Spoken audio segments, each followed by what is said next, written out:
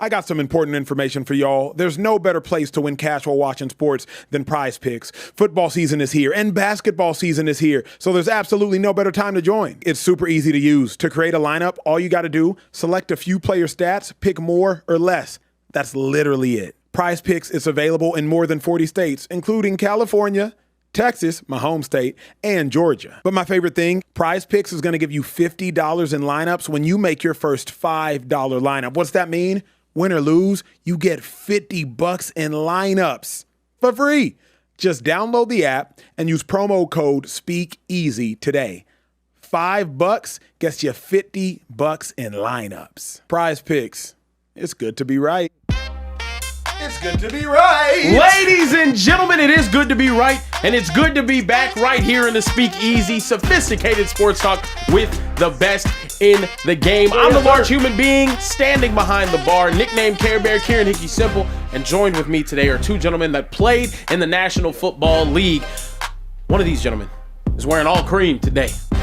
He's wearing non-prescription glasses, and he's got a fresh haircut. Emmanuel Acho in the building. How we doing Your today? boy got the fresh cut. Y'all know getting a fresh cut, it's like stumbling into like a rat. Finding money in your pocket. You know what I'm saying? Like getting that fresh haircut, it will change your life. Hey, y'all could be doing anything. You're kicking it with us. Obviously, there's a lot going on in the world. Come laugh, come learn, come escape, come kick it with the squad. We appreciate y'all being here.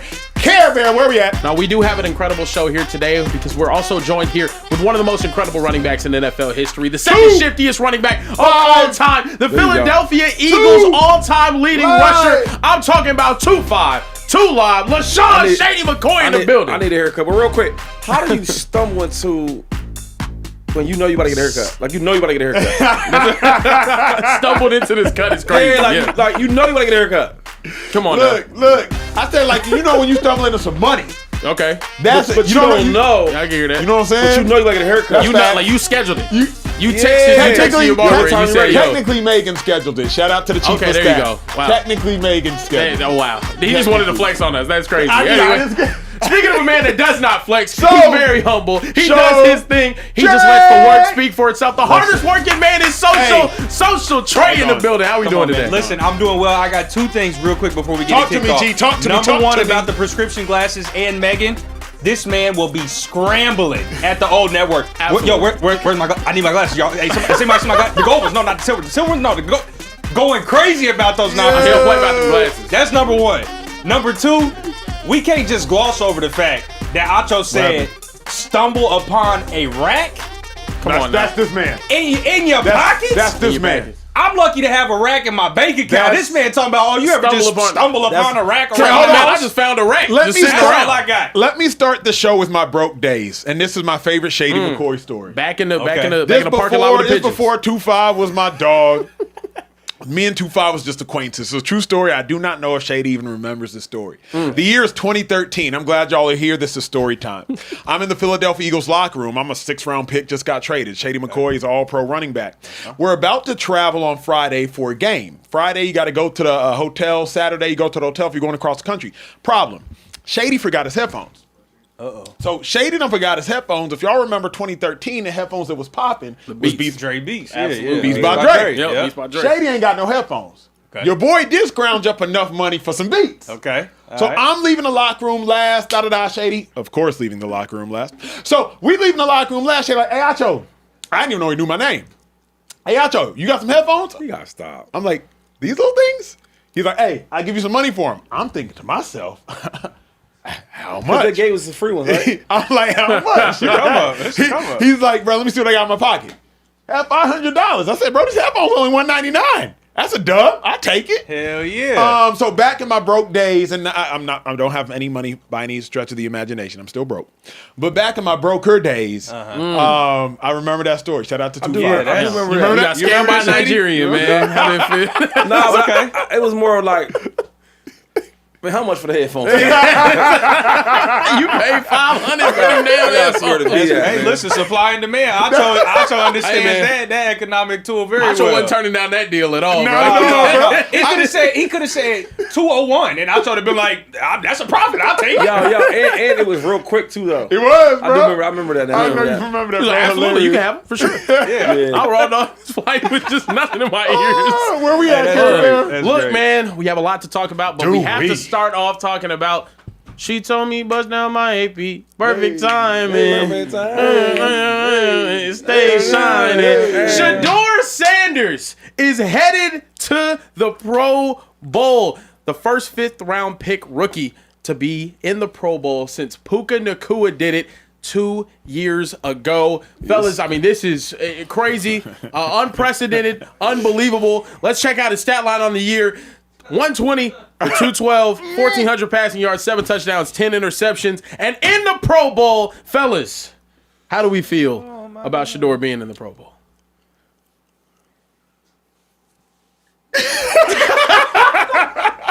Let me kick it off. Go ahead, man. Because this will seem like an insult to Shedeur, and I don't want Shedeur to get hit directly. Absolutely. If he gets caught in the shrapnel, so be it. But I don't want him to get hit directly. The Pro Bowl became a joke in my mind when Tyler Huntley made the Pro Bowl about 4 years ago as a backup quarterback for the Baltimore Ravens. He was the 4th alternate to the Pro Bowl. That is when the Pro Bowl rosters truly became a joke. So Shedeur Sanders has now just solidified the fact that we cannot take the Pro Bowl seriously as it pertains to how big that game used to be. The Pro Bowl used to some degree, be almost equivalent to All-Pro. Pro Bowls and All-Pros almost stood in the same line. Now Pro Bowls become something that's laughable, and we can't exclusively say it's a Shedeur issue. Shedeur is just the latest poster child for it. Drake May made the Pro Bowl last year. Drake May, I believe, was 3-8 as a starter. Jacoby Brissett started several games. Like I told y'all, Tyler Huntley made the Pro Bowl, had like a 1-3 or 1-2 record one year. Tyler Huntley made the Pro Bowl with 4 or so starts, and now Shedeur making the Pro Bowl off maybe a 3-4 record, off 7 passing touchdowns to 10 interceptions. It's laughable.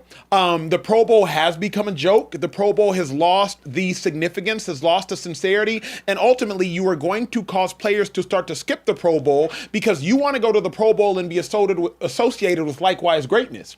So how in the world can an All-Pro be at the Pro Bowl and be looking at an individual who had 10 interceptions to 7 touchdowns? How can an All-Pro be at the Pro Bowl and be looking at Tyler Huntley, who only started 4 games? How can an All-Pro be at the Pro Bowl and be looking at rookie Drake May, who went 3-8, if I'm not mistaken, as a starter? The Pro Bowl has lost its luster, and that is the dilemma with the Pro Bowl. I'm not a Pro Bowler, though, so let's let the one who is speak. Yeah, this is a tough one for me, right? Because you get a phone call like, hey, you made the Pro Bowl.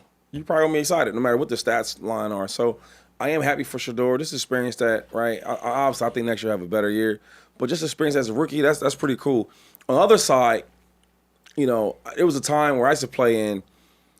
It was me, Chris Johnson, Adrian Peterson, maybe Arian Foster, Frank Gore. Like, we would compete to see who's going to the Pro Bowl. And there's times where guys having 1,300 yards, 1,200 yards, 1,500 yards. And it was 10 touchdowns, 15 touchdowns. Like, we battling. And now the Pro Bowl was really being watered down, right? Because even before Shedeur, Tyler Huntley. I'm sitting there like, wait, how you in the Pro Bowl?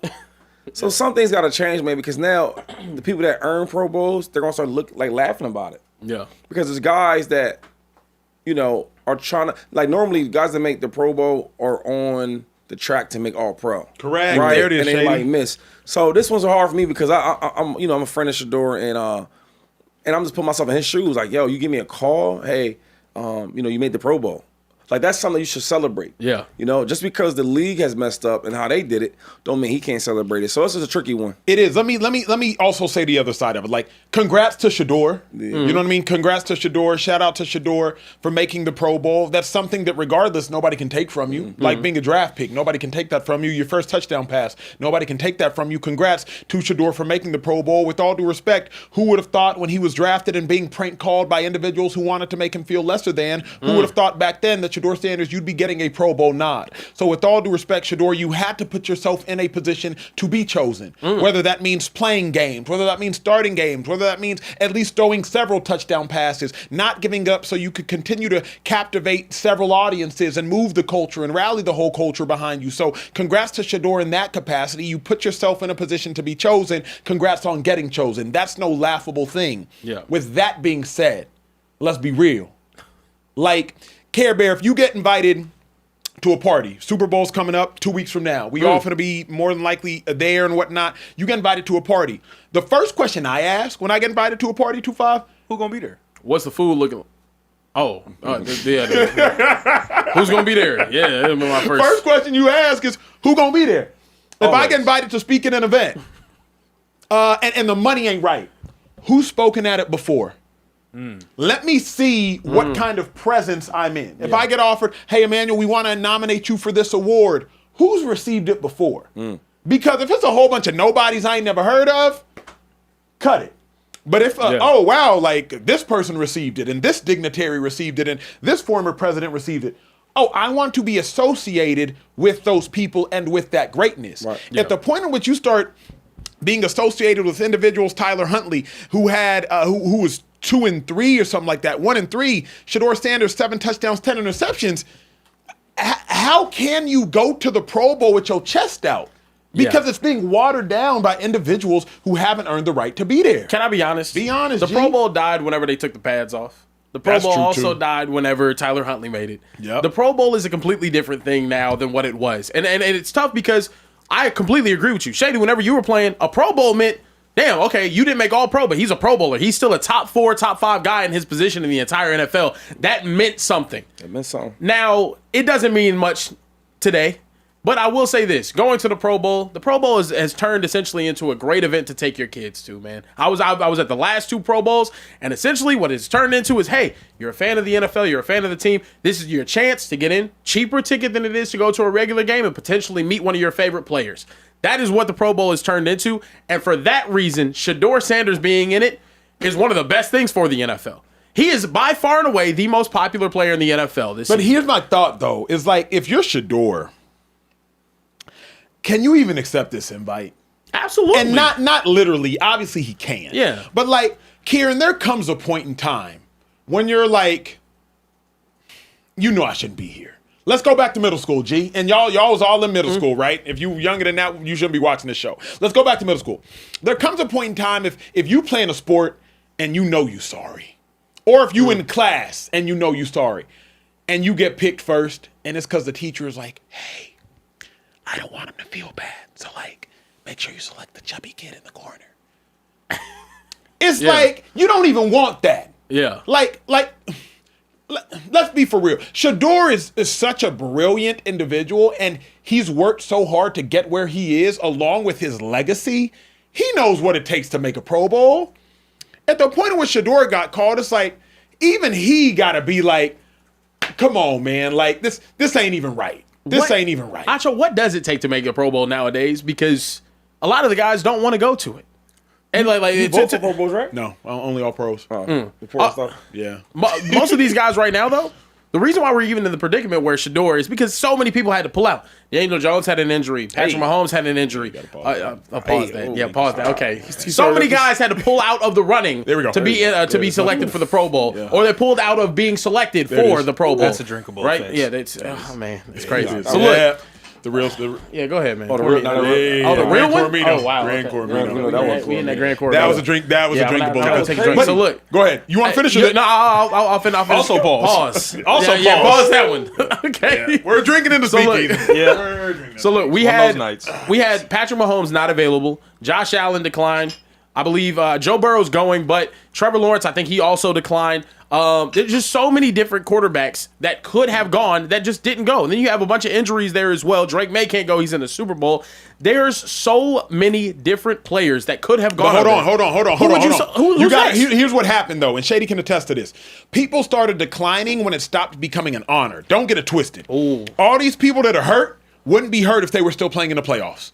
All these people that were hurt That's true. wouldn't be hurt if it was a Super Bowl game. Yeah. All these people that are hurt aren't too hurt to play in meaningful football games, aren't too hurt to be playing in games that they actually care about. The reason all these individuals are pulling out of the Pro Bowl is because they don't care about the Pro Bowl anymore. I don't want to go play dodgeball. I don't want to go play capture the flag. And it's not an honor for me to be here if a quarterback that has 7 touchdowns and 10 interceptions is here. I don't want to go. I've rejected invitations to speaking gigs. I've rejected invitations to be honored because I'm like, oh, this ain't no honor. Because if I'm here, what have they done to be here? This ain't no honor. You feel me? So, like, it is an honor when it is exclusive. It is an honor when it's, like, harder to achieve. It is an honor when everybody can't just come. At the point at which Tyler Huntley can be there with 4 starts, and Drake May was there last year with, like, 3 wins, and Shedeur is here with 7 touchdowns and 10 interceptions, it's just not an honor anymore. So why should you want to go? I disagree with that part. Really? Man, to be called to go to the Pro Bowl, that's like a dream come true. Like as you a kid, there's some things you dream about. Going to the NFL, draft day, getting your name called, winning the Super Bowl, playing in the snow. Like, all them things you think about. So now when you get a call to play in the Pro Bowl, you going to be like, nah, because I didn't have a great year. Or maybe I probably shouldn't get this because of I got picked. So for some reason, like, I got picked to play. Yeah. And I'm not about to say I'm not going to do it because how people may feel. Nah, I don't agree with that. I remember my first Pro Bowl. In 2011, I was nice, obviously. And I forget the running back. I think his name was Mike Turner from Atlanta. Yeah. And I'm like, yo, man, listen, OG. I'm thinking in my head, like, you was good and all that, but your time's up. Like, yeah. And they didn't give it to me. It's always the year you're supposed to go, you don't go. It's always the next year after that. So I was mad. Say this? But they'd have called me and said, yo, you about to go? I'd have been happy as hell. Repeat this, 2-5. 2011 Pro Bowl rosters. Tom Brady, Phillip Rivers was a reserve. Peyton Manning was the reserve. Running backs on the AFC side, Maurice Jones-Drew, Arian Foster, Jamal Charles, Chris Johnson. Tight ends, Antonio Gonzalez. Wide receivers, Reggie Wayne, Andre Johnson, Dwayne Bowe, Brandon Lloyd. That's not the Pro Bowl anymore. I said Tom Brady, Peyton Manning, Phillip Rivers. Now we're saying rookie Shedeur Sanders and whoever else. Yeah. Like, and Tyler Huntley when he was going. That's not, so I hear what you're saying about 2011, and I'm not a Pro Bowler. So if you're saying who's Acho to speak, consider me a fan. Consider me you for the sake of this conversation. At the point where it's like, I really used to hold Pro Bowls and all pros in similar weight. And even when we think, remember, bro, for so long we said Russell Wilson made 9 consecutive Pro Bowls.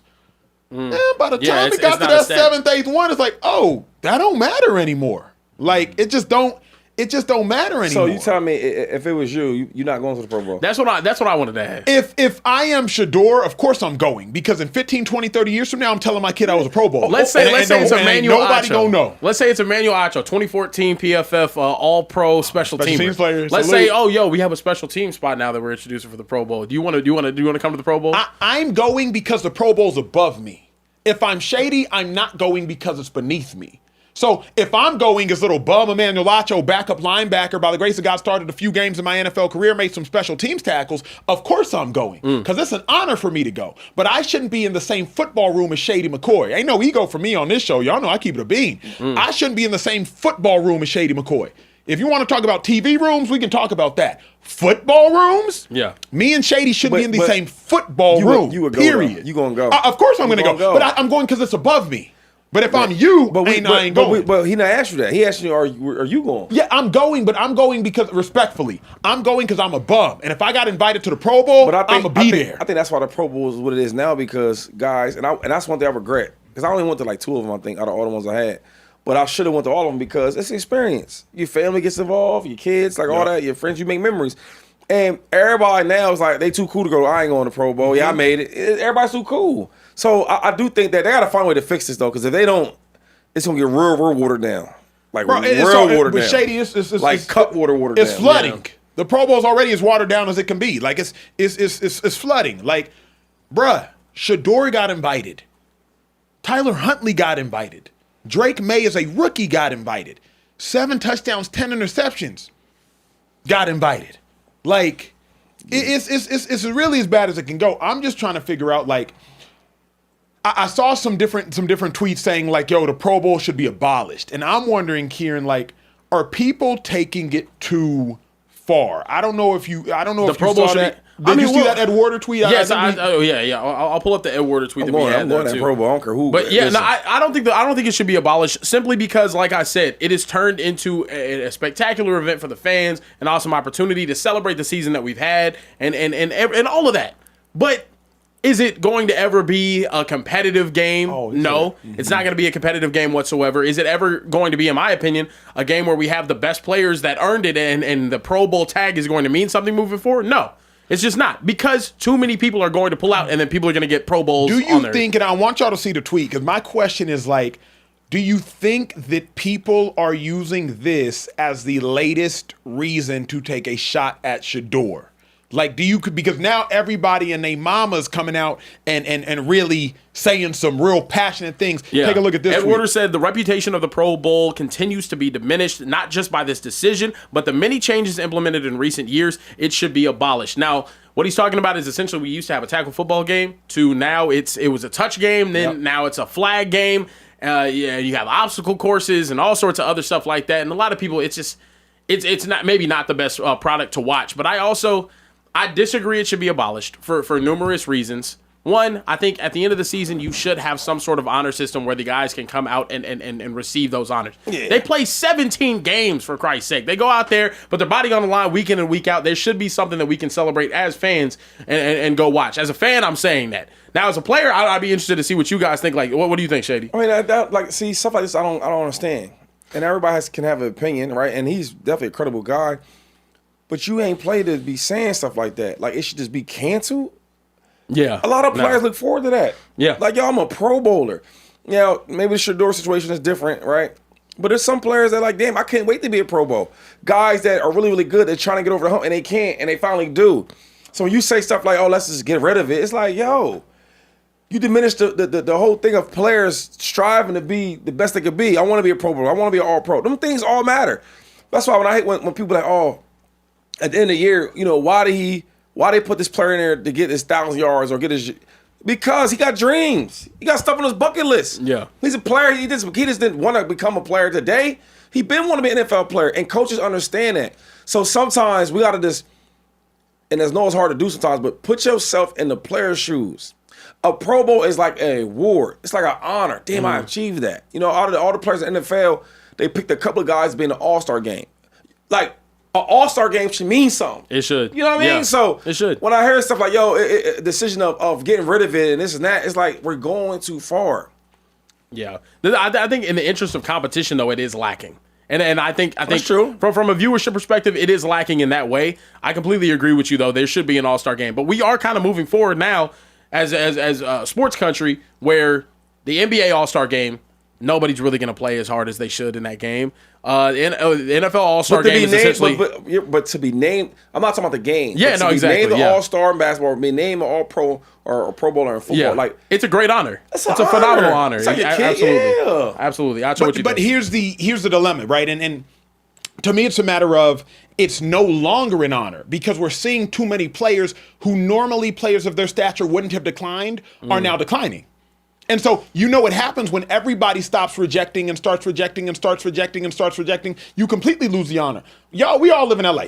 Whether y'all go to a club in LA or whether you go to a club in Vegas, you know how many times I've gone to a place in Vegas and seen a hella long line outside.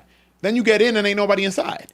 But to have those long lines to build the prestige of what might be inside. Like, prestige to me is everything. Yeah, I hear you, man. And the Pro Bowl's just lost the prestige. I guess I'm just saying, do y'all feel any type of way that now that Shedeur made it, now people are like, it should be abolished? Yeah, but it shouldn't be abolished, though, because it's Shedeur's one person. And I heard you saying, right, I mean, you can argue his case, but there's other guys that make the Pro Bowl, like, that's an honor to them. You know, and there's some guys like that's not going to be in the Pro Bowl that's probably mad about that. So, like, I think we're having two different conversations because this is a honor for players, like the superstar players of the league. And that's part of putting in your bucket list. I'm an all-pro. Okay, cool. I'm a champion. Oh, cool. I'm a Pro Bowler. Yeah. So when they asking guys, like, why is he, at the end of the year, why is he trying to still play? They got the playoff seeds. He want to make the Pro Bowl. Yeah. Also, you'll notice it's a bucket list type of thing. All of those players that make it for the first time, they go and they're excited to be there because, oh my gosh, I made the Pro Bowl, bro. First year I made the Pro Bowl. That's sick. You ask certain players about the Pro Bowl. Do you Shedeur, this and that, do you care about the Pro Bowl still? He gonna say yes. Yeah, absolutely. That's an honor. Absolutely. But can you survive off those players? The Pro Bowl ain't the Pro Bowl because a bunch of backup first-time players made it. The Pro Bowl was a Pro Bowl because Tom Brady was there, because Peyton was there, because God rest his soul, Sean Paylor knocked the mess out of a punter. Yeah. Because Ed Reed was there, because you got to see Ed Reed and Ray play together, because you got to see Jeff Saturday one last time when Jeff Saturday was playing for maybe the Colts, but Peyton was playing for the Broncos. You got, or maybe just Tyree was with the Packers. Y'all correct me if I'm wrong. You got to see him snap the ball, an all-time great to an all-time great. That's what made the Pro Bowl great. Not because it was a bunch of Make-A-Wish stories. Like, that's not what made the Pro Bowl. Well, can we be honest? There's only one dude on there like that. You're saying like that.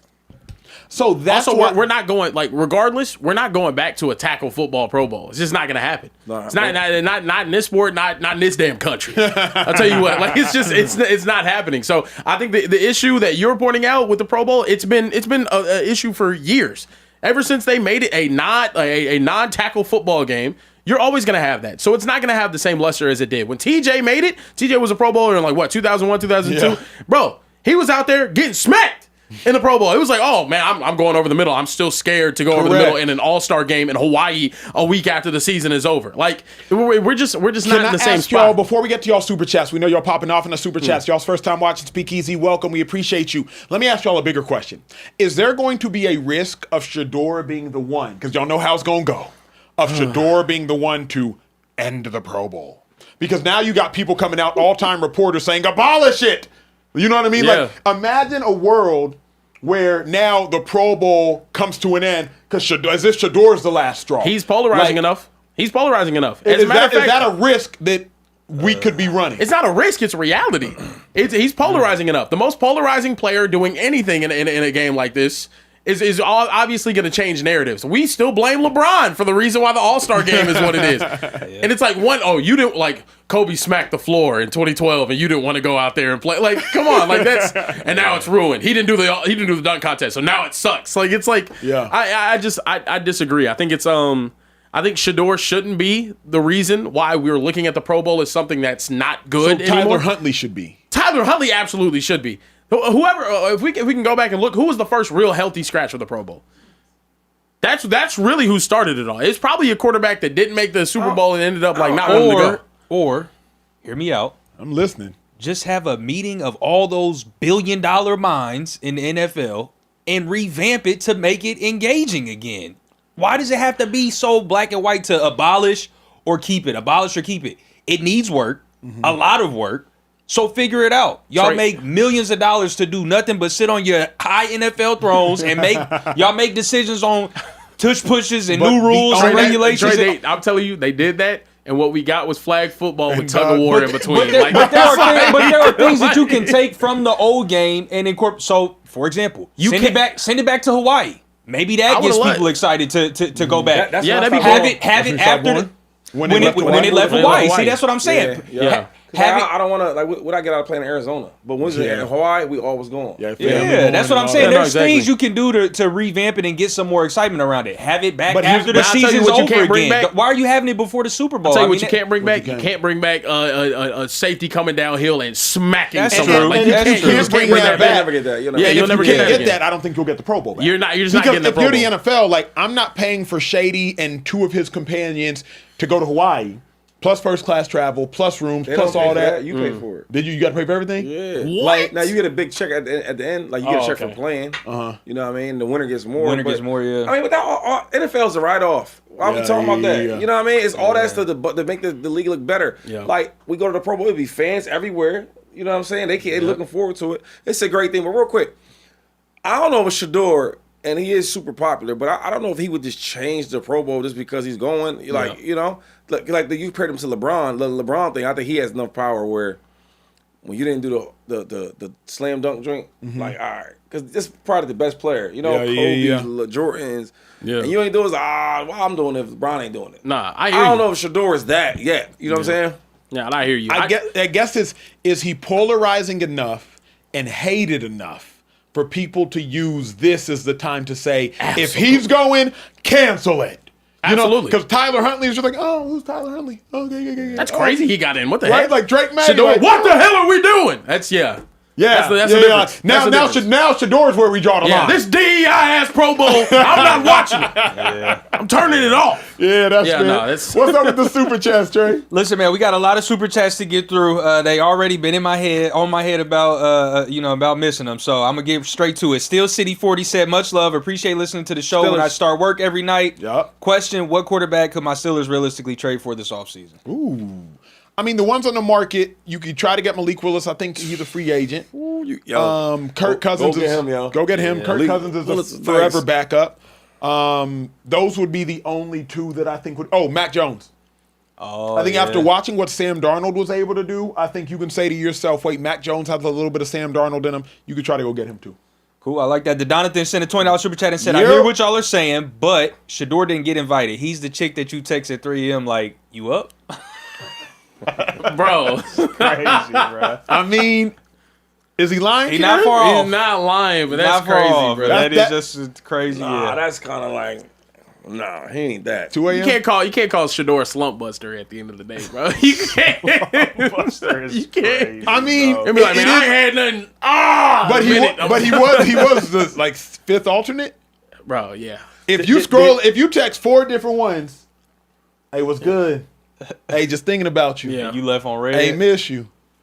Hey, hope we get to see you soon. And they all leave you on red. Shady, by the time you get to the 5th one, No, but did he agree to it yet?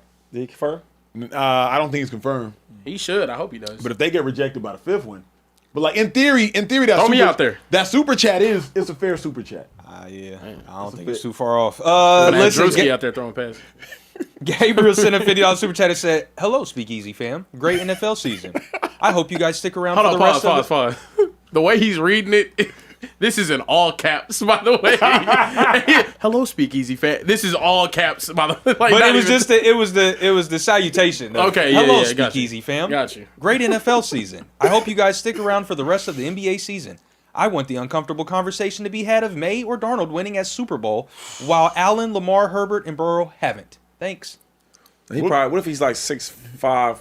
From I can see his picture. He's bald with a beard, so in person, I'm not trying him regardless. That's I got a stiff Yeah, that- rule about bald with a beard. yeah. I'm never Ball trying with a you beard ever. combo is a wild combination. Never Don't let you try have a you. tattoo. They don't on have a your problem head. giving up come on on. things, bro. Yeah, At all. facts. Ball headed is different, bro. Yeah, Facts. that's facts. You didn't even Facts. try to, you know what I mean? Yeah, no, Yeah, you ain't trying to you hold it. didn't You even didn't try put to the fight. side. You heard Paul Feinbaum that thing. Nope. You didn't do nothing. You just Turkey's Yeah. right there. Yeah, nah. Literally. The hair transplants is Ball, you. ball with a beard Yeah, is. you Yes. ain't Mr. Jefferson or nothing. Yeah, you you know. know. Yeah, go ahead. So do y'all got Oh. any thought uncomfortable We, conversation about? Shady's not going to like this because Kieran said it yesterday and he didn't like it. And I said it earlier today. It's just interesting. I'm just going to say objectively. Shout out to what Sam Darnold did in the biggest moments.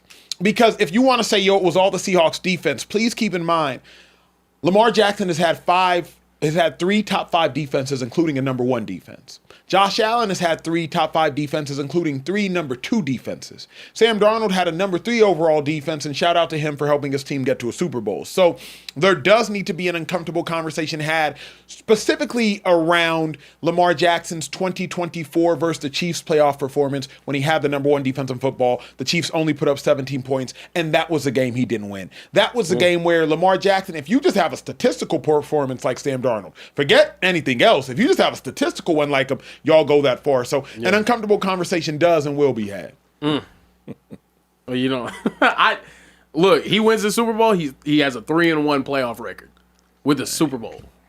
And like, I mean, dude, it's How you think a conversation would go if you was Lamar right here and I'm Sam, right? And somebody's speaking and he's talking about it. How you think that conversation would go? They can't. Lamar and Sam have nothing in common. No, in the no, no, no. regular I'm season. talking about like the You stuff win y'all- that Super Bowl. The conversation y'all talking about. Yeah. Like, he's gonna be sitting back looking at him like, all right, cool. So you got, let's say you win Super Bowl, cool. All right, good. What that mean? Though? What does that mean? I think everything. Shady, if Sam Darnold, they're all in the same draft class. That's what makes it interesting. They ain't in that, and they're not in the same class. Not in the regular season, obviously. Not but in the in regular the season, no. playoffs, I don't think don't even fit your head. y'all know. Unroll your neck, Shady. You know what I'm ready to throw out there Unroll too. your neck. Hold on, because Eli Manning in the playoffs clutch, regular season guy. Facts. Dak Prescott regular season great, postseason not good. Lamar Jackson regular season Hall of Famer, postseason guy. Yeah. Sam Darnold regular season up until the last 2 years atrocious. Postseason this year saw really good. So at the end of the day, Shady, you've taught me to distinguish between the 2 seasons. So Sam Darnold, don't even look at Lamar Jackson in the regular season. Don't even look at him. But in these playoffs, You think they still look at him? They could have a conversation in the playoffs, anywhere, Acho. Winning the Super Bowl is winning a Super Bowl. What does that mean? I think it does. I think it winning does the diminish Super Bowl his QB. only means something to the real great quarterbacks. No, Nick Foles means something too. I was talking to Foles just last week. He said what up, by the way. I love Foles, but like Foles can talk To who? Yeah, To Super who? Bowl We winning didn't talk quarterback to who went toe to toe with Brady, bro. Like, See, that's Like, no, he's not. He can't He's have not. He's but not. Foles Can talk to people. He can talk to Cam Newton a certain way. He can talk to Matt Ryan however he wants. See, that's not realistic, ooh, man. Matt Ryan got an MVP. And I'm a like. Foles got a Super Bowl MVP. What's that mean? That's No, that's tough. one game. No, but remember, it took 3 to get there. Shady, Listen, yo. I gotta call you out now. Call him out, please. You gave the credit to Jalen Hurts, and Jalen Hurts did amazing things Jalen right Hurts in the he's playoffs. an all-pro quarterback. Okay, so would Sam Darnold have to do it again? Like go have another Nah, good run in the Super Bowl? because y'all okay. Yeah. Winning Super Bowls matter. Yeah, of course. absolutely. Of course. It really matters for the quarterbacks that have resumes. It's a lot of quarterbacks that win championships that we're not going to talk about. Yeah, but the ones that have Trent resumes different. Dilfer, we going to talk about him? But I think it matters. Listen, that's the thing about it. But He's in a MVP. combo with Joe Flacco. Were you the MVP? Like, because if you weren't just riding to the Super Bowl, then I think it matters. Because to Shady's point, we don't talk about Trent Dilfer, and we don't talk about. There's one more guy who we compare to Trent Dilfer, maybe Brad Johnson. We don't talk about them dudes. Yeah. I don't think they And were we Super not Bowl going. MVP. We not going. Nor Nick should we. Foles. Nick's my man. Nick's my homeboy. Yeah. But he's never. You're not going to bring his name up in no quarterback. No. But what I'm saying is, y'all, the quarterback position is important, but when we talk about rings, it only matters for the elite quarterbacks. Whenever you the have those Josh conversations. Allens, the Joe Burrows, the Lamar. It matters for them guys. The Sam Darnolds of the world, the Brad Johnson. That's But here, cool. It's cool, but that don't matter. Though, a Super Bowl can elevate your legacy in the sense that Donovan McNabb was obviously a better quarterback Elite than Nick Foles quarterback. in Philadelphia. Elite quarterback. Obviously. Nick Foles has a statue. I get. Well, hold on. Hold on. Let me just okay, let that go ahead. marinate. Because to Shady's point, McNabb was a much better quarterback than Nick Foles Absolutely. in Philadelphia. Right. But only one has a statue. If you ask Eagles fans, hey, which one was more important to the city of Philadelphia? The one that brought the Eagles their first Super Bowl. But That's fair. Correct me if I'm wrong. hold on. I'm not you- convinced to see. Do the Seahawks have Super Bowl? Acho, listen, that's true, right? Yeah. Yeah. But when you talk about elite quarterbacks from Philadelphia, no, not even elite. When we talk about quarterbacks from Philadelphia, the first guys they're gonna name is not Foles. It's gonna be McNabb or Vic Drop a or poll, Jalen drop a Hurts. poll. Now hold on. I get what Shady's saying here. But if you're, let me ask you though, if you're ranking the most important quarterbacks in Eagles history, I would probably say Jalen Hurts. Then I might say Randall Randall Cunningham up there, yeah. Even Then I'd him. probably say Nick Foles. Then I'd say Donovan McNabb. That's not true. Donovan McNabb is jersey retired. He's in the Hall of Eagles of Donovan Fame. McNabb was crazy. But Shady, bro. a Super Bowl has to be more important. He was on the cover of Madden. The Super Bowl matters. Listen, what I'm saying. The Super Bowl does matter. But for them accolades, it matters to the really good quarterbacks. It don't matter for like the bridge guys and the guys. It don't matter for them dudes. Can I interject We never here? talk about it. All the time we talk about the greatest quarterbacks. We bring up the championships because they have a resume. It matters. But let me put you that- talking about guys that's here today going But tomorrow. let me we interject talk. here. I want to let you interject. But Okay, let me go get this ahead, one go out. ahead. We talk more about Foles than McNabb. We just do. Who? If Sam Dar, in general, like nobody talks about Donovan McNabb. And we've done sports TV for 5 years. Yeah, we don't. Nobody talk about Johnny we've done- McNabb anymore now. We don't talk about McNabb. But So hold on, let me ever talk interject about here. Foles? When we're talking about, the This hero. is crazy though. Like Foles, I'm done with conversation. That's my dude, and I'm saying. I'm not anything saying about Foles him. is yeah. better. But I'm saying no. But nobody is having a conversation about quarterbacks is going to speak on Yeah. Foles more than McNabb. I get That what makes Shady's sense. saying. That Let me makes sense. jump in here. Nick Foles has his Super Bowl, amazing, right? Yeah, we Phillip Rivers appreciate doesn't that. have his Super Bowl, but Phillip Rivers is an amazing player. Correct. You compare Phillip Rivers to the Aaron Rodgers or the Ben Roethlisberger, the Tom Brady of his era, because he was in that echelon. Right. Of course. Sam Darnold is not in that echelon, so we shouldn't be comparing him to But Lamar Jackson. and nobody's Josh Allen. comparing. I don't think it's a matter of comparison. I think it's a matter of like, hey, where do you sit in the history or the legacy of the game? Think about this. We talk about Trent Dilfer more than we talk about Rich Gannon. We don't talk about neither of them guys. We don't talk about Rich. We bring up Trent Dilfer as like most ass quarterbacks to win a Super Bowl. For sure. Because Trent sits somewhere in the history No, of the sport. it's like you planning. You're not like But I'm not Yeah. to praise him, Shade, because I agree with you. Don't we think I'm tripping. never speak. I've never heard anybody just talk about Trent Dilfer unless it's like, yo, anybody can win a championship. It's Yeah, always the that's right. same. Yeah, Yeah, but that's that's the like, argument. I mean, that's not getting talked about. I guess to me it's like Trent has. It's What? not great significance, but he has significance. His significance is I'm going to use Trent Dilfer or the quarterback for the Chicago Bears that didn't win it. Rex Grossman? Oh my God. I'm going to use those quarterbacks if I want to make the point of quarterback. You don't need a quarterback to win a Super Bowl. But so say Sam Darnold goes and wins a Super Bowl. Okay. I do believe there can't be Sam Darnold, Russell Wilson conversations because Russ had one. But ask Seahawks fans in the back, Sam Darnold, Matt Hasselbeck. Better than Matt Hasselbeck. But Matt Hasselbeck was a legend in Seattle. Yeah, but Seahawks they fan the in the same- back. If Sam Darnold wins a Super Bowl, if he wins y'all the Super Bowl, He'll be viewed who's better. of greater legacy? Who do y'all value more in the franchise history? Really?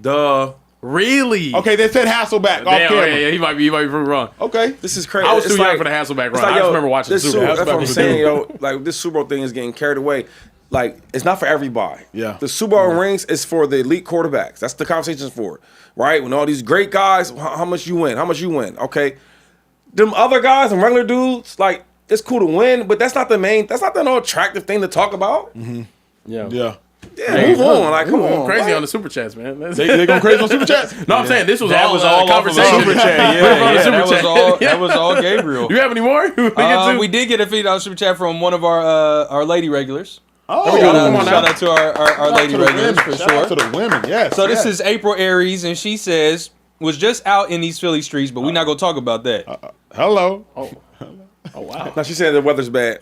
Oh, is that what it is? Yeah, weather is crazy. Yeah, Okay, yeah, I get yeah. it. I get it. I got you, sis. They just Yeah, they wet We do behind the that ears. They still sometimes. wet behind the ears a little bit. Our mom Yeah. was somewhere. She said, checking in as one of your regular bougie lady fans. Love y'all as always. Fly Eagles fly. Oh, that's it. That's it. She just wanted to show love and let us know that she was outside. Come on now. She kept That's it why we classy like Cardi B. That's why we. Ooh, did she keep it classy? He should just cussed out a 4-year-old. But anyway, we gonna keep it pushing. About that one. Look, we have a matchup in the Super Bowl that is set. Seattle Seahawks taking on the New England Patriots. 2 new head coaches to their franchise. Mike Macdonald tied Sean McVay's record with 16 total wins in 2021 for the most wins in a season by a head coach under the age of 40, including the playoffs. And on the flip side, Mike Vrabel.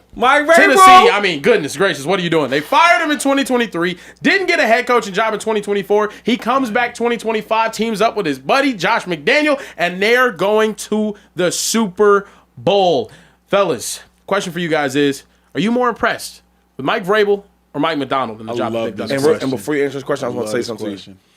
If Sam Darnold has a great performance, 350 and all that he just did, and they win a Super Bowl and Super MVP, and let's say Drake May goes and he has a very average game, and they win, it's going to do way more for Drake May's career than it would for Sam Darnold having that great game. If Drake won? If Drake wins. Yeah, of course. You see what I'm saying?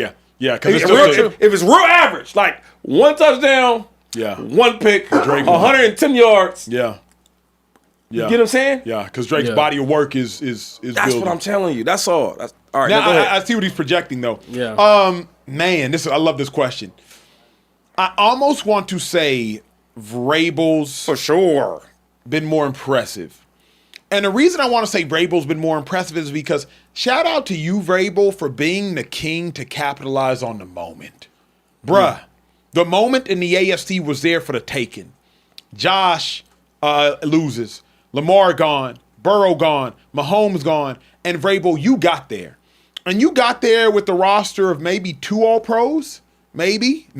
Somebody correct me if I'm wrong. I'm not even sure. You got there with a bunch. I don't know if you have a first-team All-Pro on your defense that's ever been first-team All-Pro. You got there with some castaways. Kayvon Chason, I believe, was a castaway from the Jacksonville Jags, if I'm not mistaken. Shout out to Milton Williams. The Eagles couldn't afford or didn't want to retain him.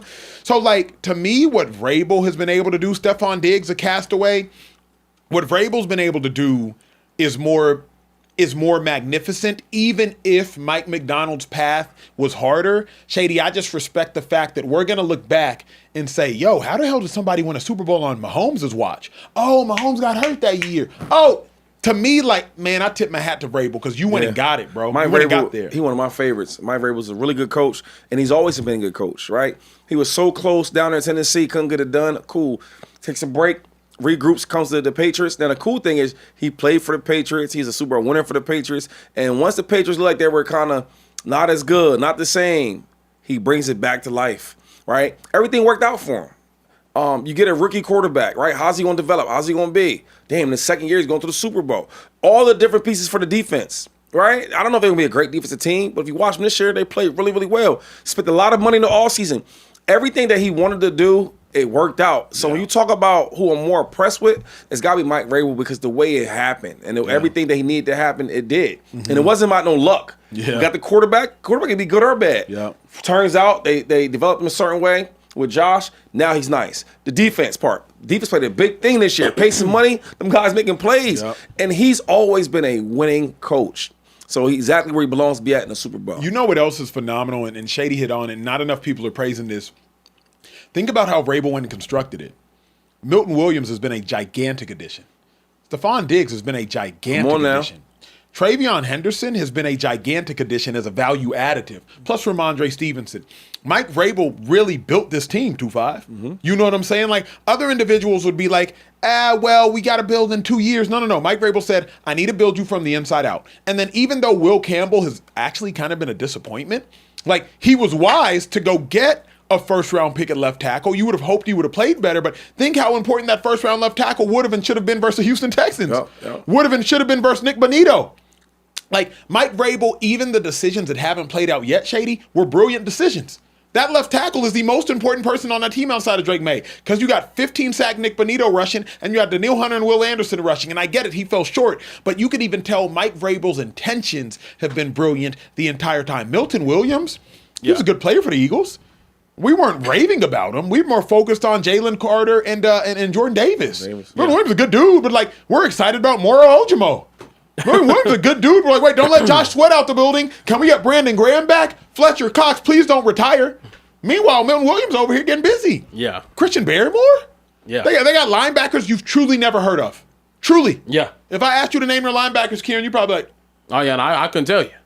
No. a dude named Robert Splain, Yeah. Jack Gibbons, and Christian Ellis. And I know because I make lineups with them on PrizePicks. Code Speakeasy. So, like, that's the only reason I know. It's so reminiscent of what you had with Bill Belichick early on in that tenure, where, I mean, even then, you had some superstars on the defensive side of the ball. I think what Mike Vrabel did, coming in, taking over a 4-win team, him, Josh McDaniel, like I said, bro, I think it's really the tandem that really speaks to their success this year.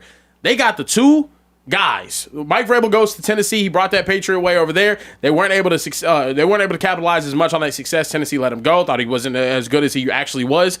I think that was a huge mistake. But then Josh McDaniel can't be a head coach apparently, but can be a damn good OC.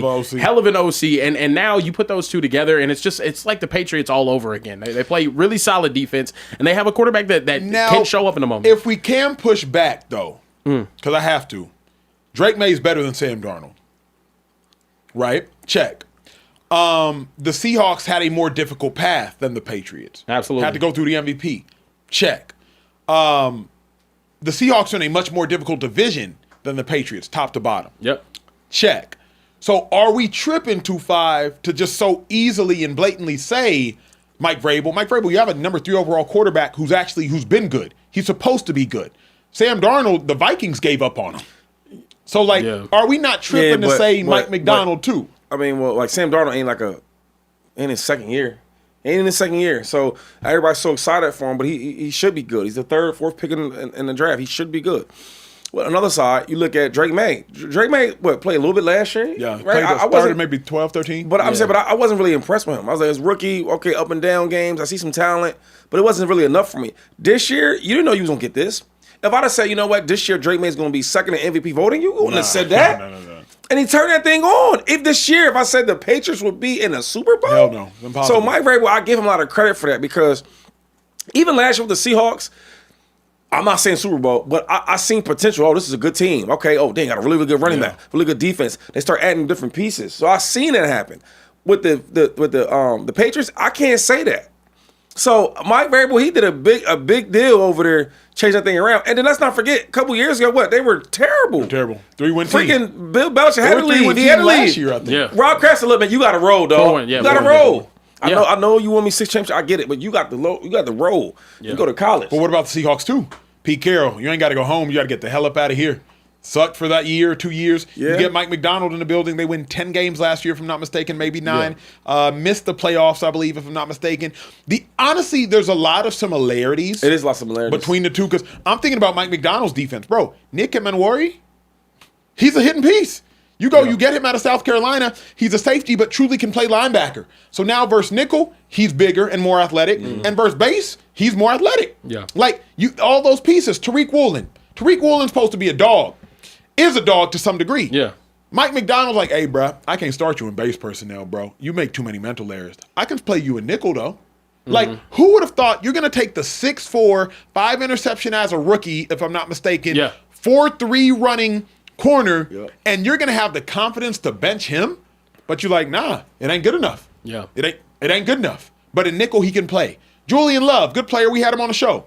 Starting at the free safety. Like, Byron Murphy, when they drafted him amidst some of the weird stuff off the field. And, like, that's worked out. Marcus Lawrence. Are you going like that? So Tank Lawrence, Let's go to the Patriots offense. I mean, you tell me. I mean, Stephon Diggs, I still think he's nice, but a lot of people was counting him off. He's injuries, not the same. He's a prima donna. He's old. He looked good to me. And then the other wide receivers, my man Hollins, that run around with Hollins, crazy. Keyshawn Butte, who a lot of people were quitting on as well. Like, it's like, hold up. Yeah. So it go two ways now. Are either of these teams? Can I ask this? Shady, you went to 2 Super Bowls, and the reason I'm asking this question. The 2 Super Bowl rosters Shady played on, I'm doing this off the top of my head, probably had 4 Hall of Famers each, at least. Chiefs roster, Mahomes, Kelsey, Tyreek Hill, Chris Jones, maybe. You know what I mean? Like, Chris Jones. Okay, there, bet.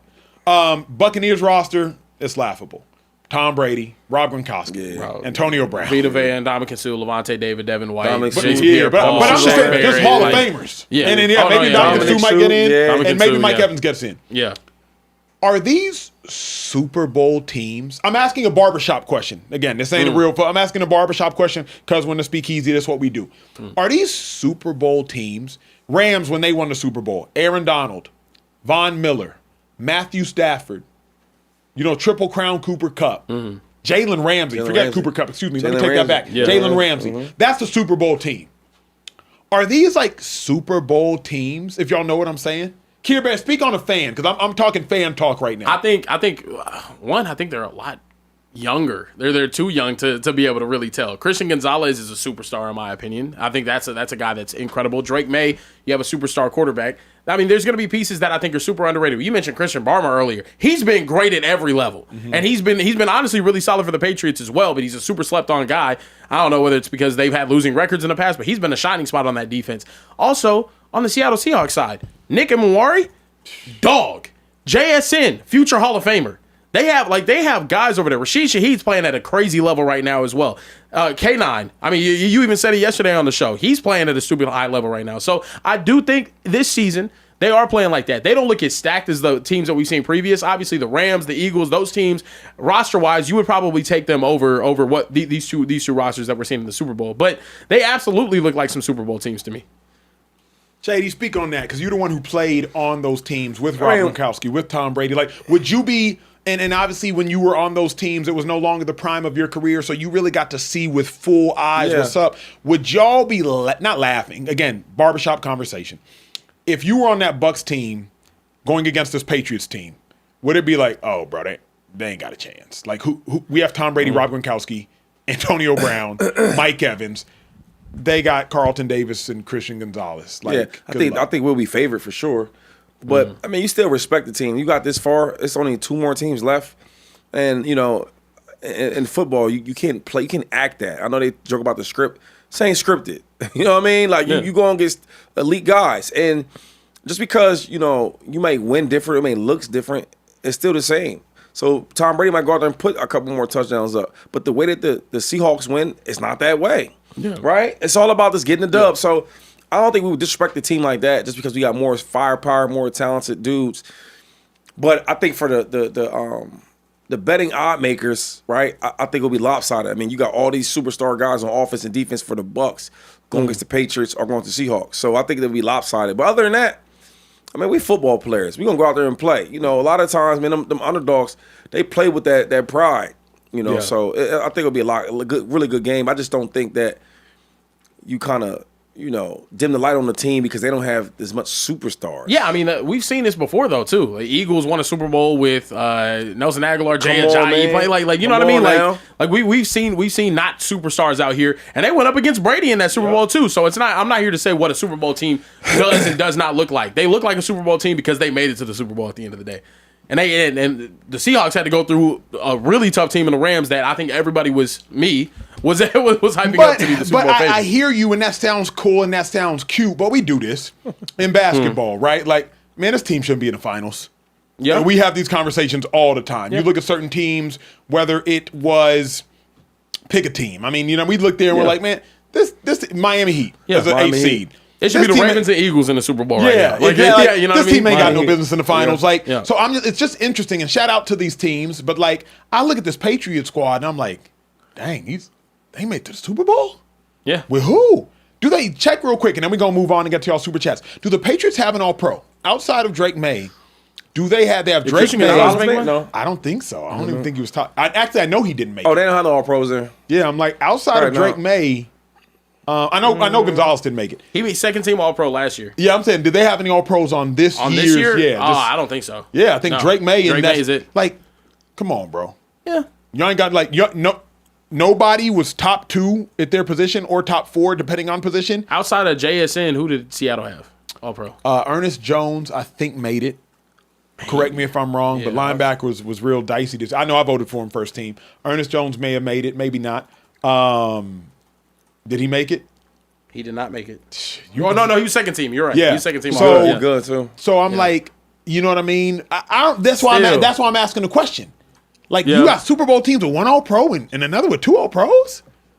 Come on. And Shady played on teams with 4 Hall of Famers? Correct me if I'm wrong. When the Chiefs won against the 49ers, the year that they had Sky Moore winning it, outside of Pat on offense. Still had Kels. Was Kels All-Pro? Still had Chris Jones. Yeah, of course. Travis Kelce's been All-Pro every year. Okay, so you might have 4 on that team. You know what I mean? Kels, and one of them Chris DBs Jones, might have been. McDuffie, yes. Yeah, exactly. Or Sneed. Sneed made that last year. Damn. That's what I'm. Yeah, bro, I don't know. You do not find Super Bowl teams with this few All-Pros unless you go to that 2017 Eagles team. I mean, if we're being honest though, the Bills, they don't have a defensive All-Pro. They were in the running, right? Cook, and that's it. But that's my point. The Texans should have probably been here. Like, the Texans are the team that you would have been like, oh, that makes sense. I mean, that's why we've been calling CJ Stroud Magic City for the past 2 weeks. Fair, so, I hear you. Where we at, Care Bear? Look, moving super forward. chats, Trey? Let me see. Yeah, you did just a little bit. I do have a couple super chats. No worries. Listen, I try to stay ready so I don't got to get ready. But you did put me on the spot. Javante Crawford sent a $20 super chat and said, much love to my guys. But y'all, Mike Macdonald is only in his second year as a head coach and took the first seed while playing the NFC West.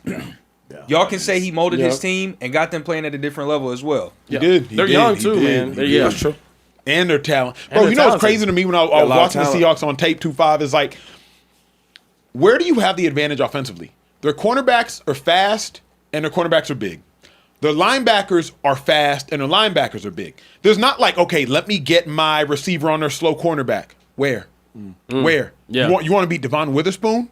You want to go route? Good luck. You're going to beat Woolen? Now, shout out to Puka Nacua for outsmarting him, but 6'4", 210, and can run. Yeah. Where? Linebackers, 6'3", 220, can run and can hit. Where?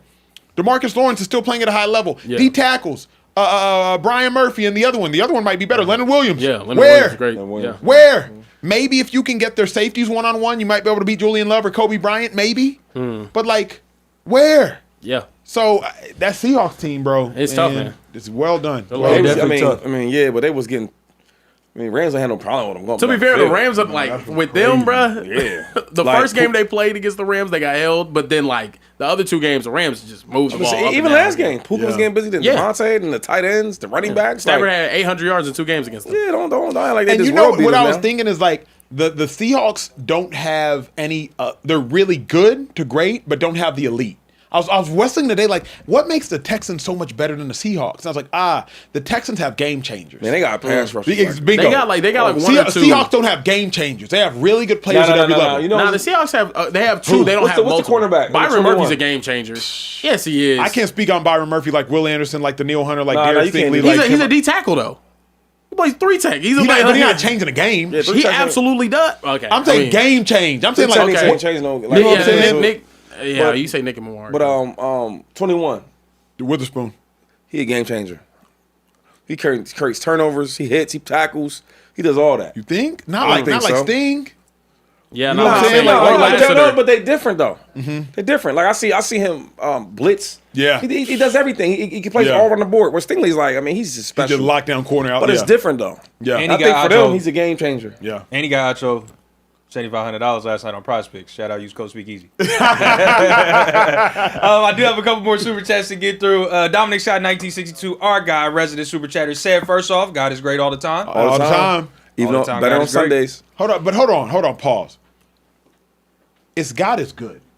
Is the same. It is that, yeah. So All the can we time. not mix our sayings? What'd he I'm say? not- What'd he say? He said He said God is great is great all the time. all the time. Yeah. That's not call and response. I mean, that's, But I'm not mad that's about him enhancing it. saying God is great. Yeah, No, I'm because not mad. That is great all if the I time. said this, if I said round of clapping, y'all be confused. Right. But if I say round of applause, Baby, make that Stroud clap. Yeah. Oh, y'all crazy. Yeah. Yeah. so like you can't give a different call and response. Right. It's not Yeah. God is great. Yeah. I don't know. He I is. like my son say every prayer, God is good, God is great. So I'm with that. God is Yeah. great. Yeah. But see, that's the saying in itself. God is good, God, That is is great. Yeah. That's a different one, Shady. We got to stick to our Let me thank you sayings, for this bro. play. God great. I ain't want to listen, man. Fine. Fine. Go ahead. We know Kieran knows that prayer. Right? Absolutely. yes. We got a $20 super chat from Dominic Scott. He says, Shady, let's be real. Sam on the Eagles is better than Hurts. He can throw the ball. The team around the quarterback matters. Jalen has a top 3 wide receiver room and didn't have a passing yard in a couple second halves. Yeah, I don't like the second half. He's right about that part. But, like, see, there's certain things not going to really address. Yeah. I'm going to sit here and address if Sam Darnold's better than Jalen Hurts. That ain't even a real conversation for me. I'm not even going to do it. Well, they want you to because then Shaq with no bricks sent a $50 super chat and said Shady was the same guy saying Hurts was top 5 because he won a Super Bowl knowing damn well he's not like that at quarterback. Sam Darnold has a great team, so he's not going to get the credit if he wins, but Hurts has a great team and he's top 5? Yo, he's an all-pro quarterback. Like, you know what I'm saying? He's an all-pro quarterback, dog. Yeah. Pro Bowl, all pro, all that matters. When we talk about these quarterbacks, when we talk about this winning the championship, it don't really matter unless the quarterback has a resume, unless the quarterback is elite. Sam Darnold goes out here and gets Super Bowl MVP, cool. You're not gonna hold him next year to a higher standard. We need Sammy to be better. No, he's gonna let him be what he is. The only thing is, if he got all pro, second team to win come Mahomes on, with the man. MVP. Come on, now. The only thing is, if Darnold does it again, not Super Bowl. Darnold has a 13-win season, a 14-win season, 13. a Super Bowl There we go MVP. with this. There we go with this. If he backdoors and gives you if all of a sudden Sam Darnold is 42-8 in 3 years, You see how you said With- but that's the problem we with the have. Super Bowl The MVP? problem we have is you giving him just all these wins. yeah, When we watched K9. not this game, JSN. game before 12 or 17. bro, and at the end of the game they're interviewing him. I'm thinking like, now why are we doing that? Why are we doing that? You see what I'm saying? Just because they win a game, why are we giving the quarterback all the love? We gotta stop that. It's killing the game. But I guess, Shady, how can the narrative change? Because a quarterback that plays great for 2 years, but has a stinker or several stinkers in the playoffs, then kind of gets carried to a Super Bowls, we'll ask him the questions. Even though, he struggled in the playoffs, but he's been great. But his career has always been he's struggled his whole career. These last 2 years has been a little different. I think he's been on bad teams though as well though. You when you get drafted high, you go to bad teams. That's how it works. That's how it works. No, dog. of course. All right. So, God can't just make it like, hey, it is what it is. Even though he is great. Right. Yeah. So you can't take them games away. You know what I mean? You play for them teams, you put them stats, you put them touchdowns, you put them picks. Of course, Right? but- You so that happened. We can't remove that. Of course you can't remove it, I had an no. argument with one of my homeboys today. I'm like, yo, I get it. He played well last night and we praise him, but you want me to just say, all right, moving forward, these last 2 years, let's grade him now because of his team. I can't do that. I can't grade a dude just for these 2 years he's played well because he had a good coach. I can't do that. Then when can the narrative change? Because real man? quick, what happens to all That's the a good other quarterbacks that had bad coaching or bad teams they lost and then they slowly got better and better and then like That's football. When can it change, though? Answer that. Yeah, when can the narrative change? Like, what does he have to do to get that narrative to change for you? The narrative says what? Like to being what's the narrative you want to be? To be a good quarterback. So he comes out here next year, they go 14 wins again, and they make it to another Super Bowl. On the 14 wins, how's he look? What's he doing? Like this year. Like if it looks just like this year. If he does exactly what he did this year, 25 he does plus next year. touchdowns. Up and down? He wasn't really up and down. He had a good season. Come on, yo. Yeah, now, come on now. Shady, he was not up and down this year. Hey, Seahawk fans in the back. Was Sam great this year? Yes. He was great this year? Damn. They're trying to be funny, though. They're trying to be funny. I I mean, he was cool. I just, I think. He had some stinkers, for sure. but everybody did. But this year, I would say, play well, play good winning football. Yeah. And next year, I would say the same. But it's like, y'all want me to change and put him in elite, and I'm not going to do that. He could not elite. All right, so what but like, when can you put him in top 8 conversations? Like Jalen Hurts, we put in Jalen after that All-Pro season. Yeah. We said, you know they what? Were saying top 5 for real. But Acho, you just said it. An All-Pro season. Will we ever see him have an All-Pro season? Sam Darnold? Will we ever see that? Probably I guess, not. but here's my So thing. y'all want to talk about? Hold on. All right, go ahead. Y'all want me to talk about him in the light of like an All-Pro, and he's never done that. Here's what's unfair to me, though, Shady, because you always tell me this, and you always say use your eyes. You always tell me this. Yeah. Use your eyes, and y'all know I do. If you look at Jalen Hurts' All-Pro season and Sam Darnold this season or last season, there is not a gigantic gap between that Jalen Hurts All-Pro season and Sam Darnold this season, and you know as well as I. I can't play that game because Jalen Hurts runs. He does a lot of other stuff. Listen, this season, he's talking about his All-Pro year. His All-Pro year. So what I'm not going to do is a guy that actually made the All-Pro, which is hard to do. That means like the best of that year. You're going to put him in the same category as a guy that's never made it. But here's why. So we're not going to do that. But think about this. We're not going to do that. Because this was the exception. I don't want to play this game, but I have to because it's a debate show. Kind of. Joe Burrow. Joe Burrow didn't make All-Pro last year. Joe Burrow's non-All-Pro last year was better than Jalen Hurts' All-Pro season. Joe Burrow's non-All-Pro last year was better than Drake May's All-Pro this year. Every year is different. Every year is different. So my point is different. That's my point. Joe Burrow's a All-Pro type of quarterback, so we look at him a little differently. But Jalen Hurts is not an All-Pro type of quarterback. You can't say that. You can't because he throws and he runs. In games we need him. Y'all gotta help me out, man. This ain't you're not being fair, bro. What am I being not being fair? This is what I've heard you say about Sam Darnold. You always use the analogy that like there are good players that have bad moments and they always go back to being good. Yeah. And then you have bad players that have good moments and always go back to being bad. Yeah. Is there anything that Sam Darnold can do to no longer be a bad player that has good moments and change into a good player that has bad moments? Yeah, I like that. Yeah. I think he's going to the direction of being a good quarterback. Okay. I would say I would say today he's a good quarterback. He's playing within the system. He's doing well. He's playing as a quarterback. He's not bad no more. He's not. Yeah. But y'all want me to talk about him a certain way that I can't. Like, you keep bringing up all these All-Pro quarterbacks. Jalen Hurts, Joe Burrow. Me, not y'all, but I can't talk about him in the same like I talk about other quarterbacks. It just doesn't happen like that. It doesn't. And another thing is, not only me speaking this, but I watch the way that they use him. I watch the way that the play calls they use for him. I watch the way the defense talks about him. We had a couple guys on this show here, the Speakeasy, on the defense, and the way they talked about Sam Darnold was what, Acho? Was being a good conservative quarterback. Cool, right? When Jalen Hurts plays that type of ball, like there's so much people talk about it. But there's times where he has to get out of that and play quarterback and do this and do that and score touchdowns and run the ball and throw.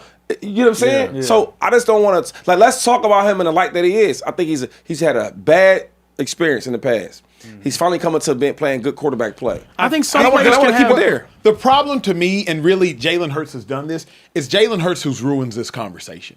Because Jalen Hurts' All-Pro season, he had 22 passing touchdowns. He had 6 interceptions. He had 15 rushing touchdowns, I believe. Of those 15, add them up. 11 were 1 yard or less. You got 22 plus the 15, you get to 37. Okay, we take it. But if you're watching the tape, like Shady encourages us all to do when we do, with all due respect, I only give so much credence to the talent of a quarterback sneak. It matters. But I only give so much credence to it being like a play of skill. Yeah. So if you're going to suggest 2-5 that like, Jalen's the one who ruins it for me. Because Jalen has an All-Pro, even though I watched that season, and I watched those 22 passes. And who you vote for? Who'd you vote for? I wasn't a voter at the time, but Who was you going to vote for? I would have voted for Jalen. All right, so he said all that. He trying to make y'all misbelieve. Like he threw the Batman smoke bomb, and he just told y'all because he's a voter, he'd have voted for Jalen Hurts. Can I what say we this talking though? about? Carson Wentz has an All-Pro, and I don't think we. And he deserved that shit. Yeah, he went crazy. Yeah, for sure. But my thing is, Oh, though, I'm about to say. okay, no, whoa. for sure. But he's a quarterback that you would have viewed in like a really, really good category, and then he ends up dropping into a bad. So Well, like, why though? Why can't the inverse happen? Hold That's up. a good point. No, that's not a good point. Uh-oh. If my man don't play against the Rams and do what he did with his knee, His knee. Yeah. you know what I'm saying? Because he ain't never been the same since. Yeah. He's one of the quarterbacks. He was so good. Carson I'm was like, amazing. how you get so bad? But the injury kind of messed him up. You know if it mentally messed him up and all Yeah. that. So you can't use him. Can't use him because he was nice. So you can't. All right. For the sake Oh, of time, wait. But I'm saying, yo. Can he be top 10? If he does this again next year, can you say he's top 10? Sam was super whack and garbage. He was right. We agree. He was playing with the Jets and the Panthers. Yes, Well, two of the nobody's worst teams in the All right, league. well, But he was. But we agree. Right, you know what I'm saying? We nuance agree. matters to the conversation, and this is what I'm saying though. You look at Jared Goff, his first year with Jeff Fisher. Terrible. Only Terrible. 7 started. Awful. It was god awful. And then you end up getting a Sean McVay. was a rookie and his that year? career. Yeah, Yeah, rookie. but his career ends up taking off. You I see, don't judge rookies. okay. I don't judge rookies. There's a caveat to every Shady point don't I can have make. his caveat. No, It's wait, just- hold on. Rookies? You don't judge rookies, but Well, you shouldn't know. Yep. Yeah, that's fair. Because everybody, okay, all right. Because I'll give you examples, but we don't do that, right? But then Darnold see Ghost as a rook, Yes. and we judged and the year, mess out of him. And the year after that, he's seen some other stuff. I mean, like, what Like quarterback have other you goes- seen be good for the Jets though? All I'm saying, Mark Sanchez. Aaron Rodgers was there, and they probably had the best season they've had in 20-something years, and it wasn't a good season. When Like, you had bad quarterbacks. and Aaron Rodgers is incredible. Like I think it's tough whenever you get going to the. We got to get back in the super chat. All right, man. We gotta let's go- say for I'm saying, but like, this is what I don't get though. If I seen play a certain way and I watch the stats and it didn't look good and I speak on that, y'all get mad. Then I say, okay, now he's kind of moving from that position of his life to now he's playing well, he's playing good football, he's winning football, and I speak good about him. That's not enough. I'm thinking like, what do you want me to say about it?